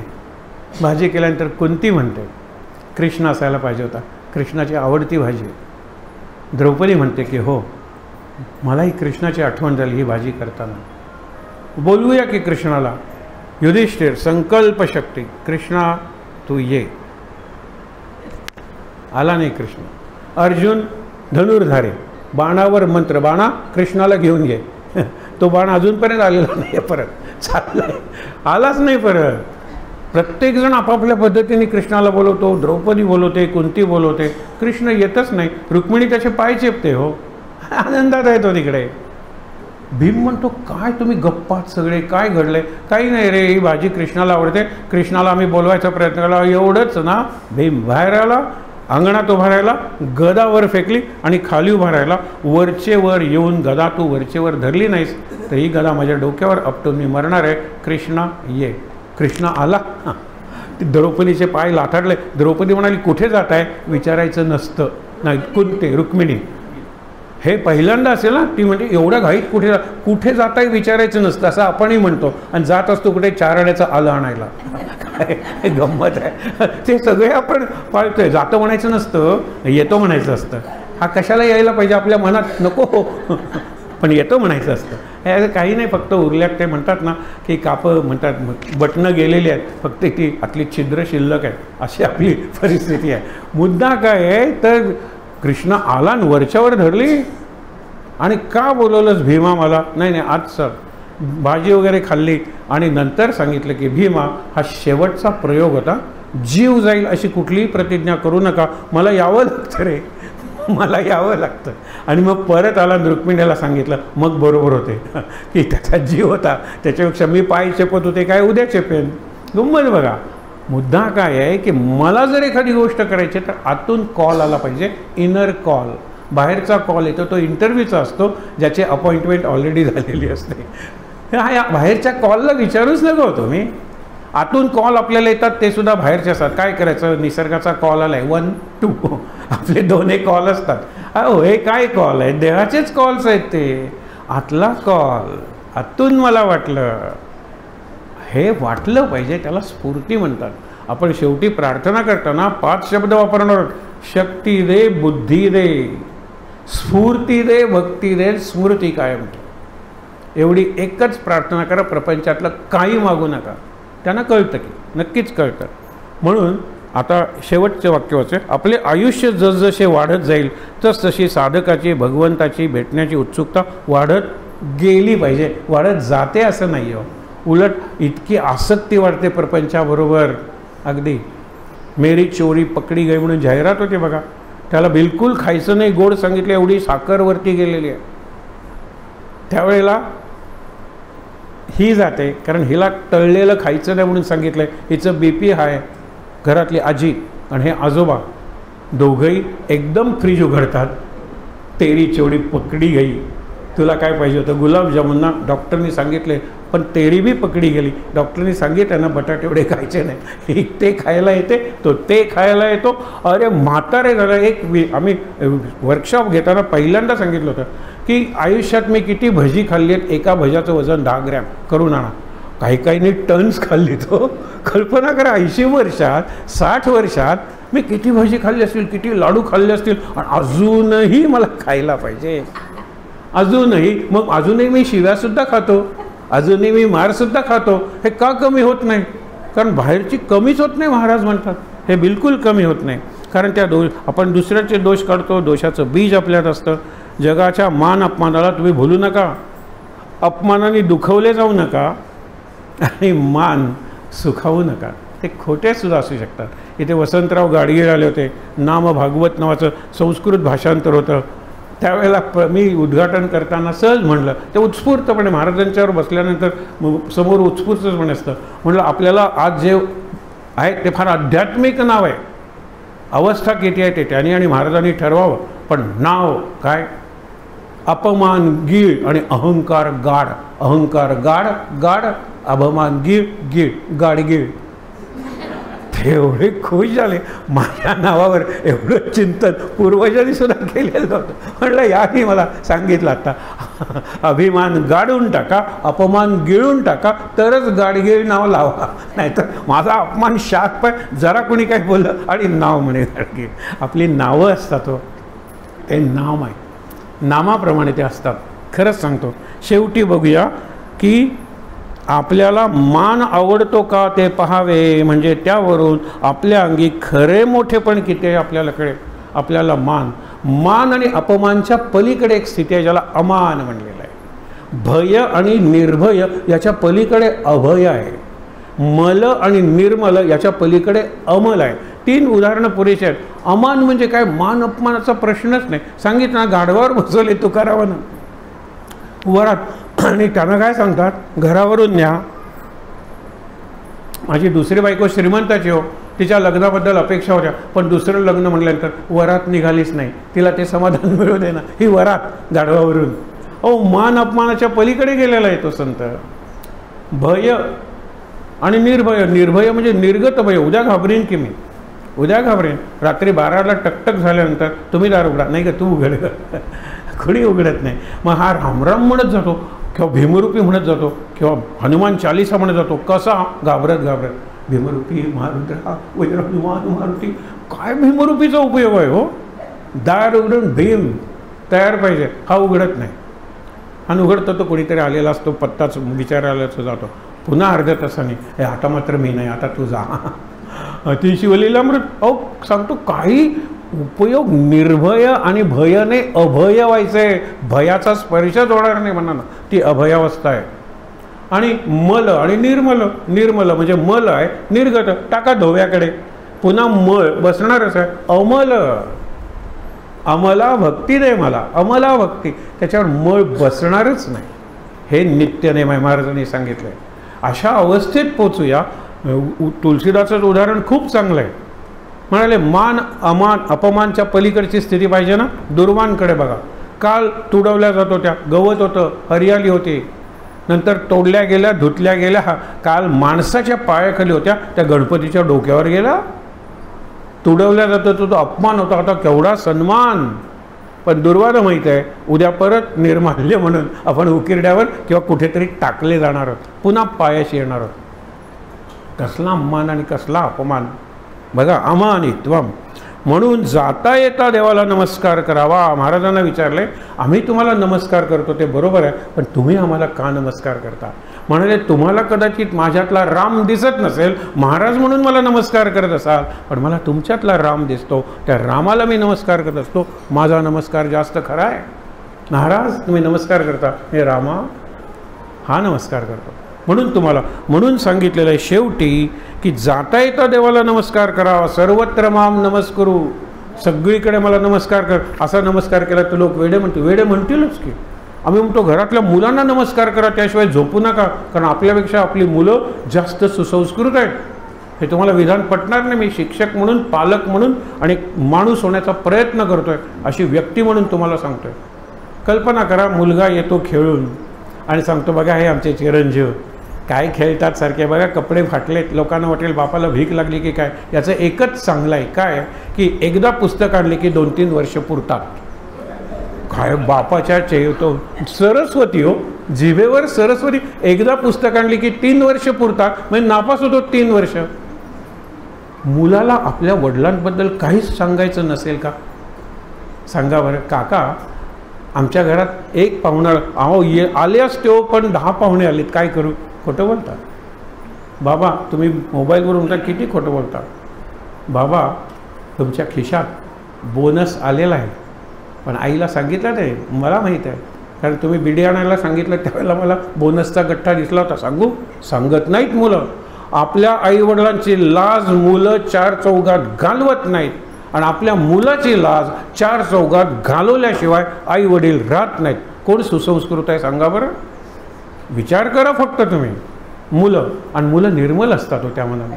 महाराजांचंच उदाहरण सांगून संपवायचं असेल तर 3रीत महाराजांनी शाळा सोडली, आणि महाराज समुद्राच्या नदीच्या काठी, ओढ्याच्या म्हणा काठी जाऊन रामराम म्हणायचे, श्रीराम जय राम जय जय राम. मग महाराज म्हणतात, आणि मग तिसरा आला खर्शीकर गुरुजी. त्यांना वाईट केव्हा वाटलं, त्यांचा मुलगाही वर्गात न बसला ओढ्यावर जायला लागला.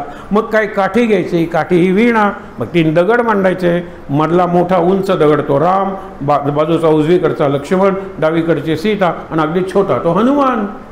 हा, पूजा करूया. सगळी पानं फुलं वगैरे आणायची. मुलं रंगायला लागली, आणि खर्शीकरांच्या वर्गात कुणीही नाही. तक्रार करायला, कारण ते कुलकर्णी होते ना, नाहीतर त्यांनी बदली केली असती. ते म्हणाले, एकही मुलगा नाही, मला पगार कसा मिळणार? त्यावेळेला फी असी, तो पगार होता. इतक्यात आला गणू. गणू, हे काय म्हणतायत ते बघ. हो, ते खोटं बोलतात म्हणा. त्यांच्या तोंडावर ते म्हणाले, मी काय खोटं बोललो? हे लक्षात ठेवा. आपण पालक म्हणून विचार करूया, शिक्षक म्हणून, पण पालक म्हणून तर नक्कीच विचार करूया. माझ्या शेजारी दामू आहे, त्याला वाचता येत नाही.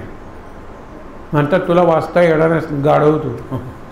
तो गाढव आहे का? माझ्यासारखा मुलगा आहे ना, त्याला गाढव म्हणणं एकतर ते कठोर आहे, पण खोटं नाही आहे का? दुसऱ्या शेजारी माझा दुसरा मित्र बसतो, त्याला गणित येत नाही. दगड तो, तुला काय येणार आहे? तू दगड, तुझे वडील दगड, आजोबा दगड, हे सगळं.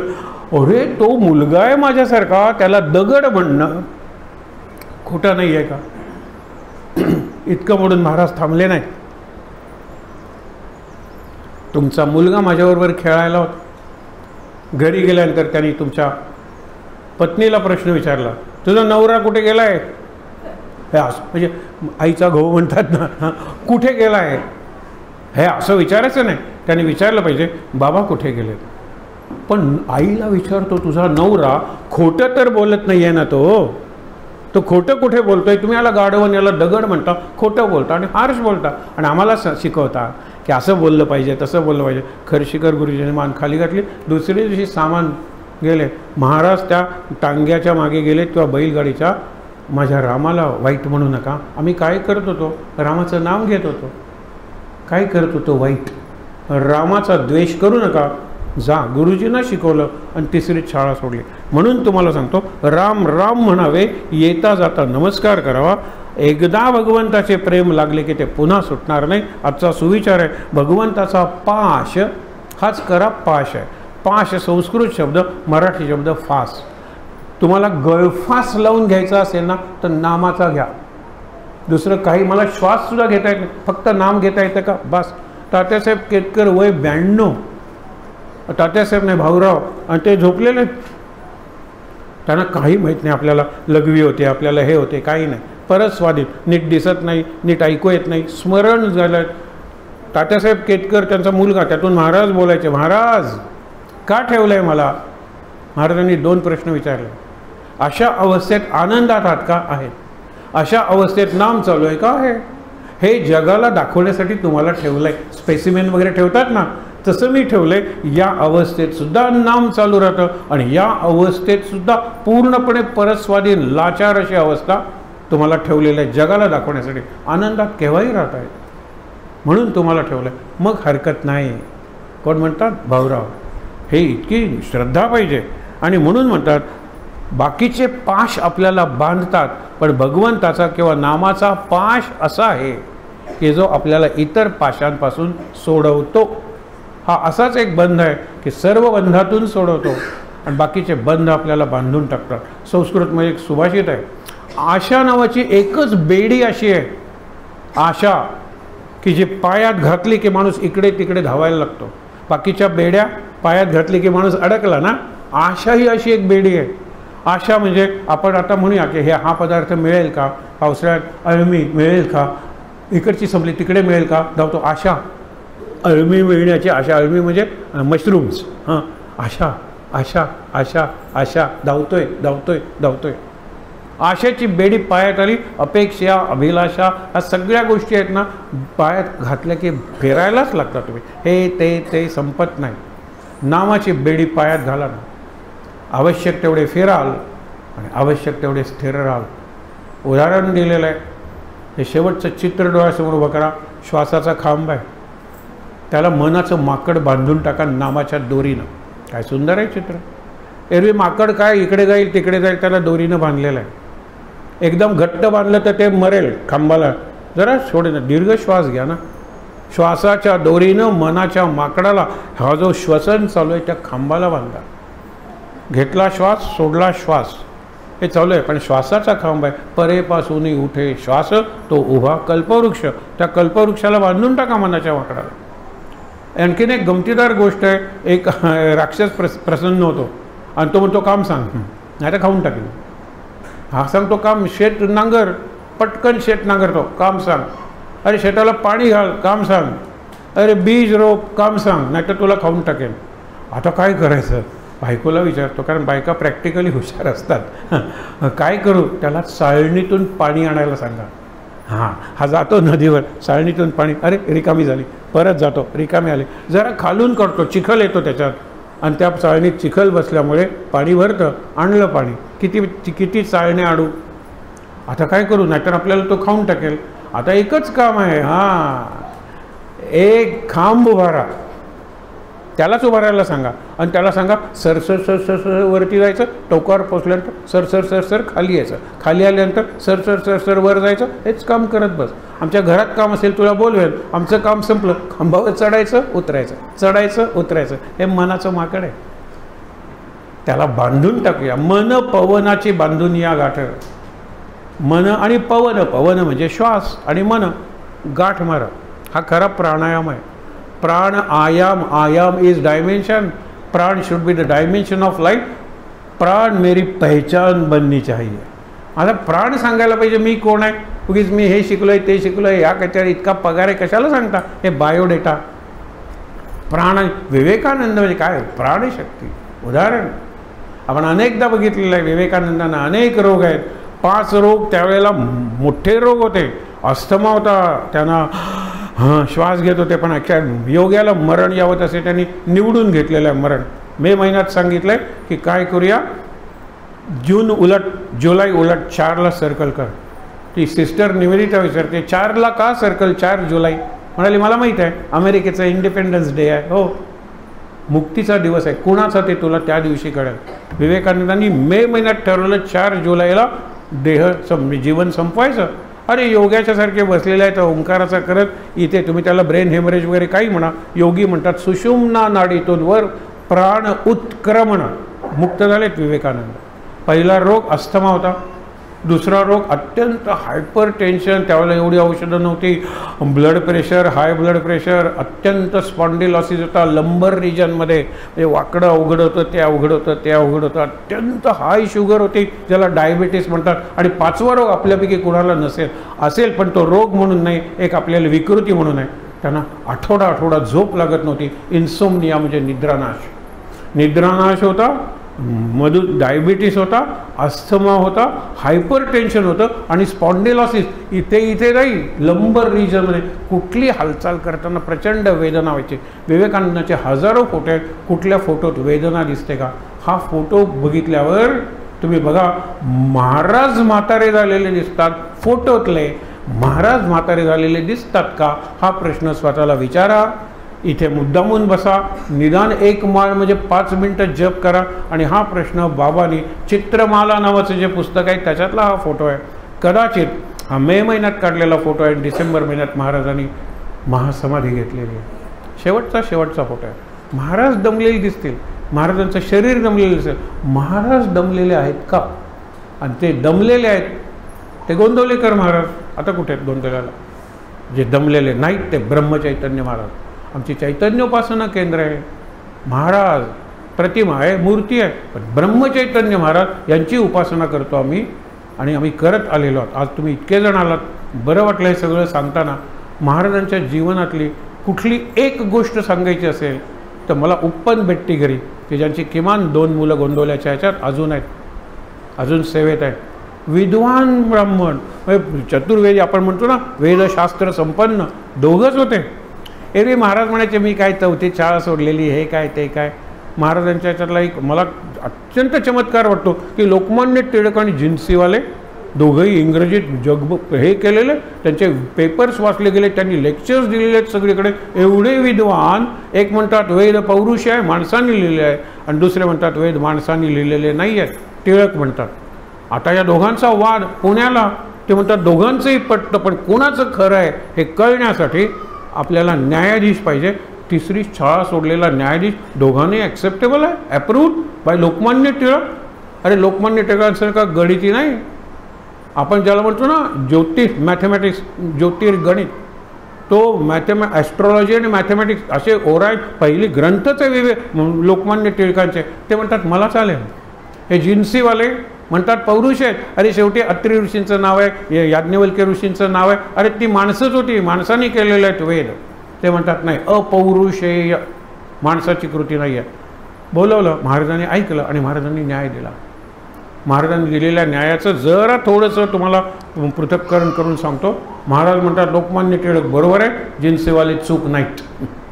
काय न्याय झाला, लोकमान्य बरोबर आहेत पण हे चूक नाहीत म्हणजे काय. अरे दोघांची दृष्टीच निराळी आहे. 4 शब्द वापरतो महाराजांनी, या शब्दात सांगितलं नाही पण मुद्दाच त्यांना सांगायचे. जिन्सीवाले ऐतिहासिक आणि सामाजिक, हिस्टॉरिकल अँड सोशल, आणि हे म्हणजे कसे आहेत आध्यात्मिक आणि सांस्कृतिक, cultural and spiritual. Lokmanya Tilak culturally करतात विचार. तुम्हाला एक सांगतो, गोनी दांडेकरांचा पवना काठचा धोंडी पुस्तक गाजलं, आम्हाला होतं, आम्ही गेलो होतो, ती मळवली तिथे आणि म्हणलं चर्चा करायची. गोनी दांडेकर काय चालणार आहे, चालत आले म्हणाले मस्तपैकी बसताना वाटेल तो प्रश्न विचारा, पण पवना काठचा धोंडी लिहिलेला गोनी दांडेकर मेला. आम्ही काय भूताला प्रश्न विचारणार. ते म्हणाले मी त्यावेळेला भारावून गेलो होतो, ते काय पुस्तक मी लिहिलं आहे. ज्यावेळेला गीतांजलीला बक्षीस मिळालं, नोबेल प्राईज, त्यावेळेला देशादेशात सत्कार झाला आणि विचारलं एवढ्या चांगल्या प्रार्थना तुम्ही लिहिल्यात कशा. ते म्हणाले दे आर सॉंग्स, गीत अंजली. तुम्हा ख्रिश्चनांना त्या प्रार्थना वाटतात, हरकत नाही, पण आय डिड नॉट, मी निर्माण केलेल्या नाहीत त्या कविता, आय जस्ट कंपोज्ड. मग कुणी तयार केला? प्रतिभेनं. प्रतिभा तुमच्या बायकोचं नाव का? प्रतिभा त्यांना काय कळणार आहे. प्रतिभा म्हणजे अशी शक्ती आहे, क्रिएटिव्हिटी आहे ती. तो प्रतिभेनं म्हणजे सरस्वतीनं, दुसरी बायको का? त्यांना विचारच करता येणार नाही देहाच्या पलीकडच्या. सरस्वतीने केलेलं आहे, प्रतिभेने केलेलं आहे. आणि शेवटी म्हणतात I am the father of my poems, not mother. विचार करायला लागेल. पोएम कन्सीव्ह करणारी म्हणजे त्यांना जन्म देणारी शक्ती दुसरी आहे. मी फक्त लिहून काढल्या, मी लेखनिक आहे. बघा, म्हणून अपौरुषी आहेत. सगळे ऋषी म्हणतात की आम्हाला वरून शक्ती आली ते सांगितलं. मी मोठा नाही आहे पण मी नक्कीच बोलत नाही, पुढे गुरु मागे गुरु बोलवत आहे. हा माईक आहे, मी जिवंत माईक आहे, बाकी काही नाही आहे. अपौरुषी आहे. आणि पौरुषय म्हणजे आपल्या निमंत्रणात नाव असतं, प्रवचन, हे नावं असतात, हे पौरुषय आहे. एकाच वेळेला पौरुषेय आणि मी जर म्हणायला लागलो मी प्रवचन करतो, माझ्यासारखा मूर्ख कोणी नाही. महाराज प्रवचन करतात, हे माझ्या मोठेपणानं सांगत नाही, ती शक्ती कार्य करते. मी माध्यम आहे, हा जसा हा माध्यम आहे, मी बरोबर आहे. अपौरुषेय, पौरुषेय आपल्या सगळ्याच कृती तशा असतात. एक मूर्तिकार 6 महिने मूर्ती घडवत होता आणि नंतर रडायला लागला. काय झालं? आता या मूर्तीचा माझा जो सहवास होता तो संपला. अरे मी केलीच नाही ती मूर्ती. कुठला तरी विश्वकर्मा देवांचा मूर्तिकार माझ्यात येऊन काम करत होता, आता तो माझ्यात येणार नाही म्हणून मी रडतोय. मी केलीच नाही मूर्ती, विश्वकर्माने केलेलं थ्रू मी. माझ्या हातात हातोडी आणि चिजळ, तसं त्याच्या हातात मी. अर्जुना तू माझ्या हातात आहे, जसं तुझ्या हातात धनुष्य आहे. निमित्त मात्र भव सव्य साचे. हा शेवटचा संदेश लक्षात ठेवा. आपण सगळेजण निमित्त मात्र, सगळेजण निमित्त म्हणजे माध्यम, medium, tool, instrument, gadget, device, appliances, machine, कुठलाही शब्द वापरा ना. मी यंत्र आहे, बरोबर. मी एक डिव्हाइस आहे घरात, वॉशिंग मशीन वगैरे वापरतात तसं आहे. वॉशिंग मशीन गेल्या तर आज धुणं कॅन्सल, आठवडाभर वीज येणार नाही, लॉन्ड्रीत कपडे, ही सोल्युशन्स आहेत काय? मी का नाही वॉशिंग मशीन बनत? विचार करूया आपण. म्हणून मी निमित्त आहे, बस. करणारा तो आहे, करता करविता तो आहे. या विचाराने आपण इथून निघूया. आजच्या तुम्ही सगळे आलात, आज जन्म झालेला आहे, पुढच्या जन्मापर्यंत कशाला, आपण लगेचच भेटणार आहोत. दर महिन्याला उपासना असते. पुढच्या रविवारी इथे एक महत्त्वाचा कार्यक्रम आहे. प्रत्येक जयंतीला, पुण्यतिथीला आणि गुरुपौर्णिमेला आपण एक पुस्तक महाराजांना अर्पण करतो. आता पुस्तक अर्पण झालेलं असेल, हे विचार त्या श्रेयसला वगैरे केलं असेल अर्पण, ते आम्ही वापरून एका तबकात घालून गुरुजी पूजा करतात, हळद कुंकू लावून, आणि नंतर ते प्रकाशित होतं. श्रावण संवाद नावाचं पुस्तक आहे. हा प्रयोग आम्ही पुन्हा करणार आहोत. म्हणून तुम्हाला सांगतो, तुमचं जर फेसबुक अकाउंट असेल, त्या फेसबुकवर दर वेळेला एक पत्र येईल रोज, आणि ते पत्र हा संवाद असतो. श्रावण महिन्यात केलेला नाही, तर आपण श्रवण करतो तो श्रावण, आणि श्रवण करत नाही तो रावण. मी सांगतो तो ऐक, हा रावण आहे. तुम्ही सांगा, मी ऐकते. हा श्रावण आहे, हा श्रावण संवाद आहे. त्या पुस्तकाचं प्रकाशन होणार आहे. प्रकाशनाला परत आपण बोलवू.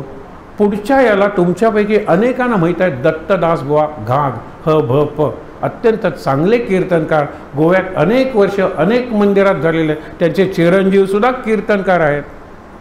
त्यांची मुलाखत घेतलेली आहे आणि ती इतकी जिवंत झालेली आहे. मुलगा आपल्या वडिलांबद्दल सांगतो, त्याला प्रश्न विचारल्यानंतर, आणि त्याचं पुस्तक कृष्णा तिगरीचा ह भ प, म्हणजे दिव्य आहेत ते कीर्तनकार.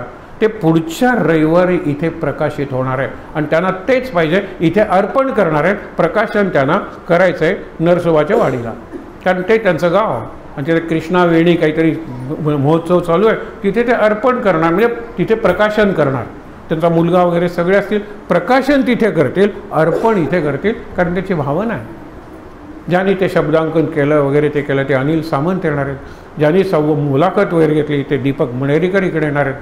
ते सांगतील की एक कीर्तनकार कसा घडला, त्याला कसा रोष सहन करावा लागला, त्याच्या गुरूंनी त्यांच्यावर कसे संस्कार घडवले आणि त्यांनी नवीन कीर्तनकार कसे घडवले, हा सगळा इतिहास आहे. तुम्हाला जर कीर्तनाची आवड असेल, तुम्हाला एखादं सुसंस्कृत व्यक्तिमत्व, मग ते कुठल्या जातीत जन्माला आलं, कुठल्या वर्णात महत्त्वाचं नाही. सगळ्या संतांची जात एकच असते, सगळ्या भक्तांची जात एकच असते. त्यामुळे या पुढच्या गुरु, फक्त रविवारी कार्यक्रम असेल, तुम्ही तुमचा नंबर देऊन जा, तुम्हावर सगळा कार्यक्रम येईल. पण सकाळी 9ला नामस्मरण सुरू होईल, 10ला आपला अभिषेक वगैरे सगळं होईल, 11ला प्रकाशन समारंभ असेल, प्रकाशन अर्पण समारंभ. मग तिथे त्या पुस्तकाची जन्मकथा सांगतील, ऐकण्यासारखे आहेत. अनिल सामंत काय सुंदर, किती प्रभावी वक्ते आहेत, आणि ह्याची ही त्याच्यातून निर्माण झालेली आहे. म्हणून दीपक मणेरीकरही बोलतील. एक नवीन अनुभव घेण्यासाठी आपण पुढच्या रविवारी सुद्धा इकडे येऊया. एका दिवसाचा कार्यक्रम आहे. सकाळी 9ला जमलं नाही 10ला जमलं नाही 11ला मात्र जमवाच.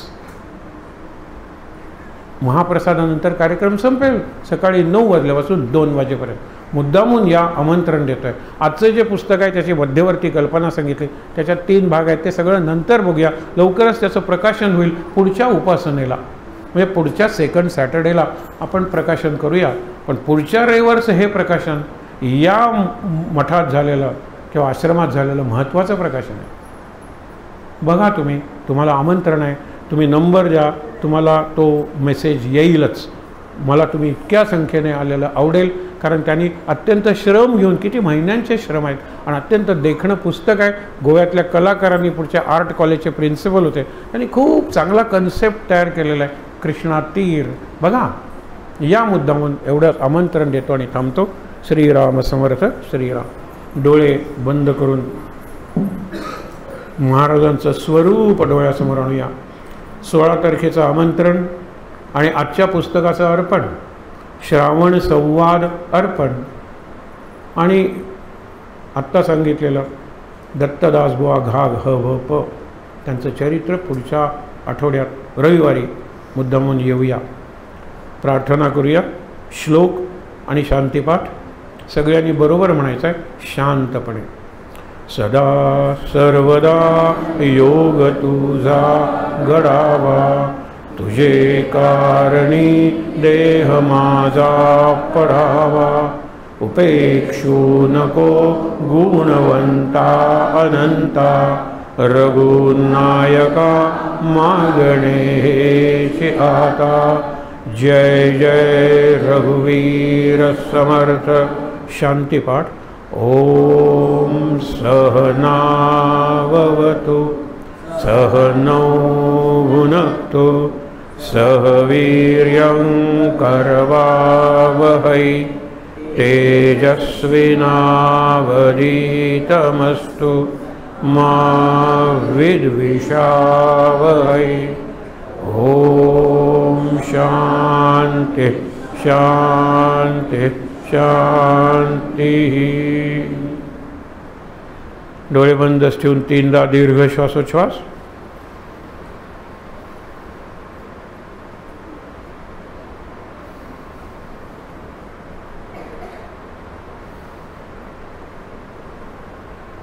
हातावर हात चोळूया, ते हात चेहऱ्यावर डोळ्यांवर चोळूया।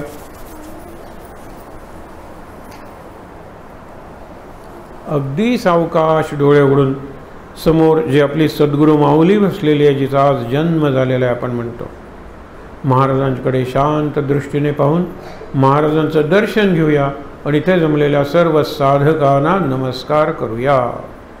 शांत आनंद। महाराज महाराज महाराज।